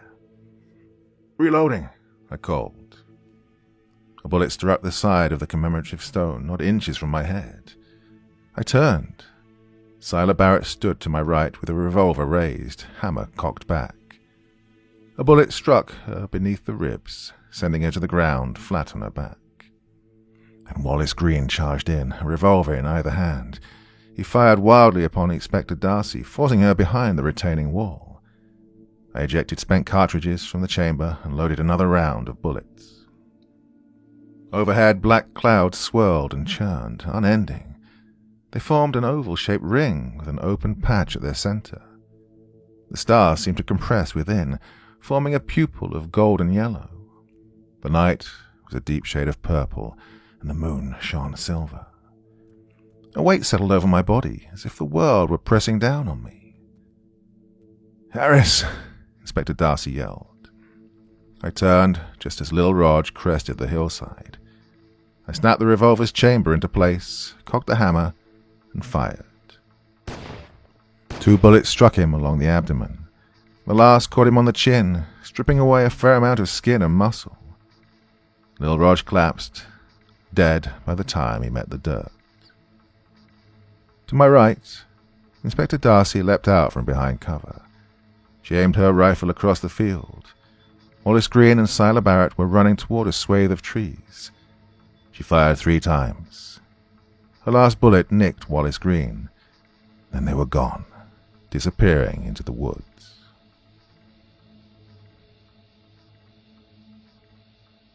Chapter 10. Wednesday, October 7th, 1891. Inspector Eleanor Darcy. We ran across the lawn. I lagged back, letting Inspector Mackenzie pass me. He entered the woods first. We followed the footprints and the blood, ducking beneath branches and weaving around trees. A bullet cut the air between us, accompanied by the ring of a gunshot. Inspector Mackenzie crouched behind a fallen acacia. I took cover behind a boulder swarmed by moss and beetles.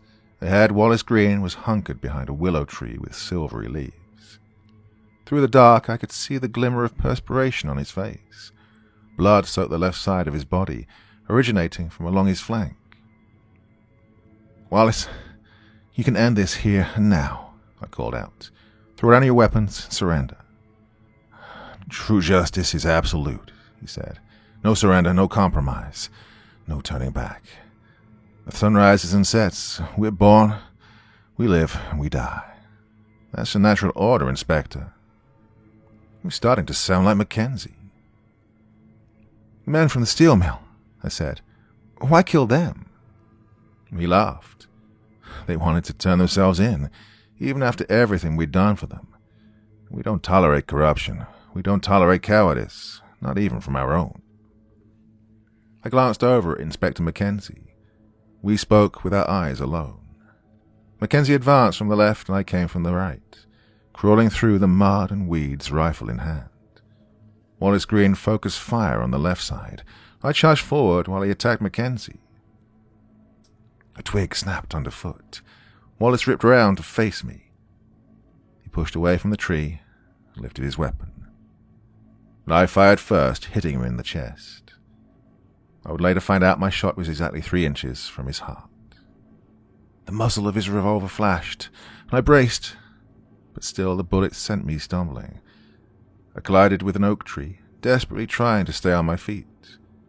The bullet had grazed my left leg, a minor injury, but the pain was severe. Blood seeped from the wound, soaking into my trousers. Wallace Green laid on the ground, wheezing. His chest shuddered with every breath. His face was drenched with sweat. His eyes were filled with tears. I watched as Inspector Mackenzie approached him. Wallace perched on one elbow, teeth gritted to keep himself from crying out. "Everything made by man must be destroyed by man," he said. "Nature makes neither kings nor rich men." "A fan of Rousseau, are we?" Mackenzie asked. "Such a bright young mind. Shame you decided to throw your life away like this. You might have achieved something far greater." Wallace laughed despite how much pain it brought him. "I had to deny knowledge in order to make room for faith. An investment in knowledge pays the best interest," Mackenzie countered. "Real knowledge is to know the extent of one's wisdom. Awareness of ignorance is the beginning of wisdom." "Wisdom is not wisdom when it's derived from books alone," Wallace said. And to this, Inspector Mackenzie chuckled and said, "Well played." By then I'd found the strength to walk again. I hobbled over to where Wallace lay and told Mackenzie, "Find the surgeon. I'll catch up." He started further into the forest. It was just Wallace Green and myself now. He didn't have much time left. Even a blind man could see that. Partially submerged in the mud, Wallace Green fully reclined with a frown on his face, wrinkled lips, narrowed eyes, stiff fingers digging into the dirt, his heart slowing with every beat. "My condolences, Mr. Green, for your mother," I said. "If you have any final words, I'll hear them now." He looked up at me and smiled. "My name is Ozymandias, King of Kings," he said. "Look on my works, ye mighty, and despair." With that, he closed his eyes and breathed his final breath. I sat beside him, reconciling everything that had occurred over the last few days. God, it had felt like a month-long investigation, but it had barely been 3 days, and already I'd suffered 2 injuries. The laudanum had helped mitigate the pain, but my leg throbbed with fiery intensity that made me want to scream. Slowly I rose to my feet. I took 1 step forward and stopped. My father stood amongst the trees, staring up at the night sky. I joined him, remembering the days when we used to stargaze. He taught me all about the constellations and the rotation of the earth. The sun rises in the east and sets in the west. But on that night I wondered if the sun would ever rise again. An irrational concern, I'm aware, but I couldn't refute it at the time. "Am I doing the right thing?" I asked. My father's only response was to smile, and then he was gone. I continued through the trees, limping along until I caught the soft sound of low voices. Ahead I could see Inspector Mackenzie standing amongst the weeds. At his feet the surgeon laid at the base of a sycamore tree, one arm extended, revolver in hand. I began to lift my rifle but stopped, curious about what she would do next. "There's nothing this world fears more than someone who lives against the grain," she said to him. "You know that better than many, don't you?" "Well, there's nothing this world fears more than collapse," he replied. "To watch a trusted system crumble right before your very eyes. And you know that better than any." "Sometimes systems need to collapse. All towers must fall, all dominions must perish. Nothing is permanent. Nothing is truly sacred. Is that what Ozymandias taught you? It's what I have to believe, she said. Otherwise, what's the point? If we create an eternal system, that means we'll be stuck repeating the same mistakes, following the same orders, doing the same thing over and over. Well, there's a bit of hypocrisy there, he said. Forever starting again is repetition too. But a new day has a chance of being better than yesterday. And if it's worse? And then there's always tomorrow, she said, releasing the revolver, letting it fall to the ground beside her. Don't worry, Inspector. It was empty anyway. Mackenzie took aim with his weapon and pulled back the hammer. Why did you help him? You could have had a bright future. The man refused to pay the insurance policy, the surgeon explained. Wally didn't even have enough to cover his mother's funeral. So, you and your uncle helped him out, didn't you? That's how you met. These are dreadful times, Inspector. We can't help our families, can't help ourselves. We starve while they grow fat. We work ourselves to death, never accomplishing anything more than moving the dirt it takes to bury us. We're supposed to just accept that? She laid her hand on the ground and stared up at the sky, smiling. I refuse to work in a world like that. From one dog to another, he said. I wish you the best in whatever comes next. And then he pulled the trigger. The bullet struck her between the eyes, blowing out the back of her skull into a mixture of blood, bone, and brains. He holstered his pistol and turned to me. Don't worry, Inspector. It's over now. At least as far as we're concerned.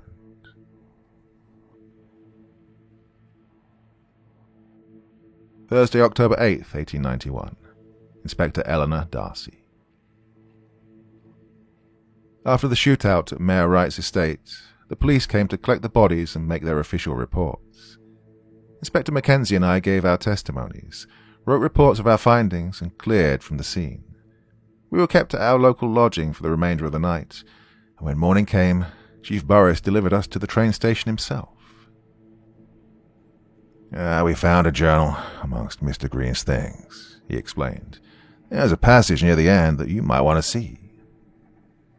He turned the journal toward us, and we read the message. From the corrupt to fallen blind to our woes, they're deaf to our pleas no matter how loud we scream. They attempt to lie and deceive with every word. It seems only fair they should wander the underworld, deaf, blind, and mute for all eternity. Chief Burris closed the journal and returned it to his bag. I withheld my complaints to your office, he said. Now, go on and do me a favor. Don't ever come back to my city. Don't give us a reason to, I replied. The train had come into the station by then. We climbed aboard and stored our luggage.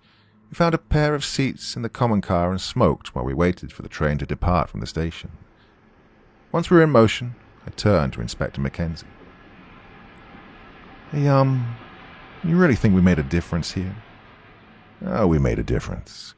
Whether that difference has been positive or negative is purely subjective. He ashed his cigarette and continued. But I think this reaches further than we believe. How do you mean? Think about all the people who were murdered, high-standing figures, and no one reported them missing. We may have caught 4 of our killers, but I wouldn't be surprised if more people had been involved. I wouldn't be surprised if Mayor Wright meets his demise in the coming weeks. Shouldn't we stay then? He laughed. I don't think Chief Burris would allow us to even do it if we wanted to. All that matters is we have our primary perpetrators. Case closed. We move on. You don't think anything will come of this? Honestly, Inspector, no, he said. Project Inferno is an experimental program. We're barely a legitimate agency. We'll write our reports, they'll get shuffled along and seen by countless officials, but I personally don't believe anything will come of it. Not in the way you're hoping. Oddly enough, that didn't affect me in the way I'd expected. After everything we'd been through, it was hard for me to care. Really, all I wanted was a little rest before our next assignment. To recover from my injuries, maybe sleep without having to dream. Everything we do is an experiment, Inspector Mackenzie explained. Our superiors are fine-tuning the formula to develop something else. I don't know exactly what, but in 10, maybe 20 years, Project Inferno won't exist. I'm sure they'll go to great lengths to wipe the records clean, as if we never existed at all. Instead, we'll be replaced by another agency. An agency that can be publicly endorsed by the president without drawing mass contempt from the people. What's the point then? I asked. Why bother investigating? Why bother doing anything if none of it matters? Well, 100 years from now, we'll be in the ground, and the world will keep spinning. Society will march on, as they say. And? But, he corrected, putting emphasis on the word. The only way the world outlives us if there are people to ensure it doesn't collapse first. All castles must crumble, all civilizations must come to an end. It's inevitable. The question is, how long can we keep it from turning to ruins? People to ensure it doesn't collapse, I said. What do you mean by that? Morally good people, he clarified. People like you, Inspector. You don't think any of them were good? They weren't trying to keep their society from collapsing. I believe they were good in their own way, he admitted. No man chooses evil because it's evil. He only mistakes it for happiness, the good he seeks. Outside, the landscape passed by in a blur. Trees to swathes of cornstalks to prairie fields. We rode through the countryside of America, staring out at the sunlit horizon, at rushing river currents with water glittering like glass. Everyday people traversed the plains in wagons, on horseback or on foot, some of them with friends, others accompanied by their families. Over 10 people were murdered in Wormwood, not 50 miles away, and yet the rest of the world continued oblivious. Harris, be honest with me, I said. Always, ma'am. Do you care about the assignments we work? Do you actually care about protecting society? Of course, he said. It's much easier to destroy than preserve, and I have never refused a challenge. So, no then. You don't care about protecting society. You just want to see how long you can preserve it. Does my intention really matter? He asked. Our goals are the same, even if our ambitions differ. I just wanted to know if you were on the same side here. I guess you'll just have to trust me. I scoffed. Trust would require faith. Faith can be very dangerous when applied to the wrong people. Or the wrong systems, he said, and he rose from his seat and stretched. Rest assured, Inspector. I may not always seem it, but I'm still as much of a human as you. My survival instincts are the same, if not more insistent. I have faith that you'll do anything to avoid execution, I said, before he could get away. I have faith that you'll do anything to stay out of an asylum, and I have faith that you'll know playing the part of a disciplined hound will serve these purposes far more than anything else. He smiled. A good pup should never bite the hand that feeds. He started down the aisle for his private compartment, but stopped short. Inspector, do you know who Sappho is? Should I? He chuckled. No, I suppose not. She wrote poems a very long time ago. In one of them she said, "You may forget, but let me tell you this. Someone in some future time will think of us." You try to keep that in mind whenever you feel despondent about our work. And he was gone. I sat alone, looking out of the window. Smoke wafted around me as ashes overtook my cigarette. Some cases aren't always about uncovering every last grain of truth, but rather about surviving so you can work another assignment. When I turned to the seat across from me, I saw my father sitting there. "Believe nothing you hear," he said, "and only half of what you see." Reality is what we perceive. We get to choose what's true and what isn't. For me, I choose to believe the case was over. Well, I can't say for certain if we did the right thing or not by stopping the killers. I can say that we finished the case in a timely manner. We done our duty and put the investigation to bed. At the end of the day, that was our job. That's all we could do. Postface.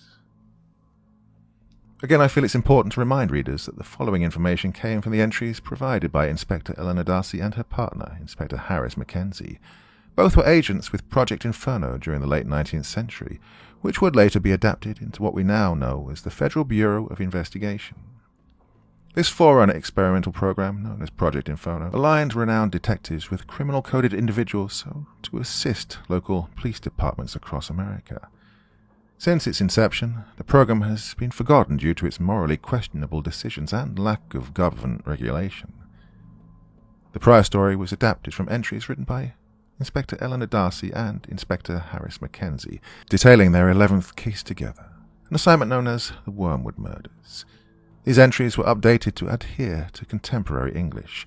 Translation errors have been accounted for, but the story remains relatively the same nonetheless. Now, legally this piece must be promoted as fictitious. Everything you have read may or may not have happened. The final verdict will be left up to the reader's interpretation to determine the validity of these events. And we should keep in mind that Inspector Eleanor Darcy and Inspector Harris Mackenzie recorded these accounts based on their own perspectives and beliefs. Whether everything they'd witnessed was true or not is equivocal at best. Hopefully the effort of these individuals will not continue to go unnoticed.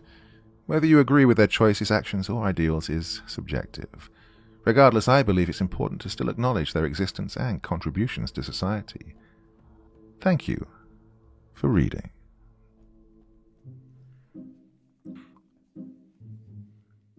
Okay, my dear friends, so a 3-hour epic, and I've just read the last 5 chapters of that, pretty much all in one go, and as you know, my brain tends to turn to absolute mush after doing that, so sorry if my little ramble here at the end is not making much sense.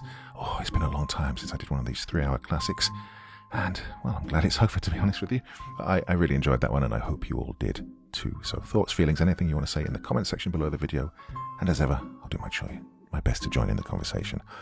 Brain really is gone here, so thanks for listening, and I really do hope you enjoyed that one. I loved it. Till the next time, my dear friends, remember it's only a story and you sleep well, okay?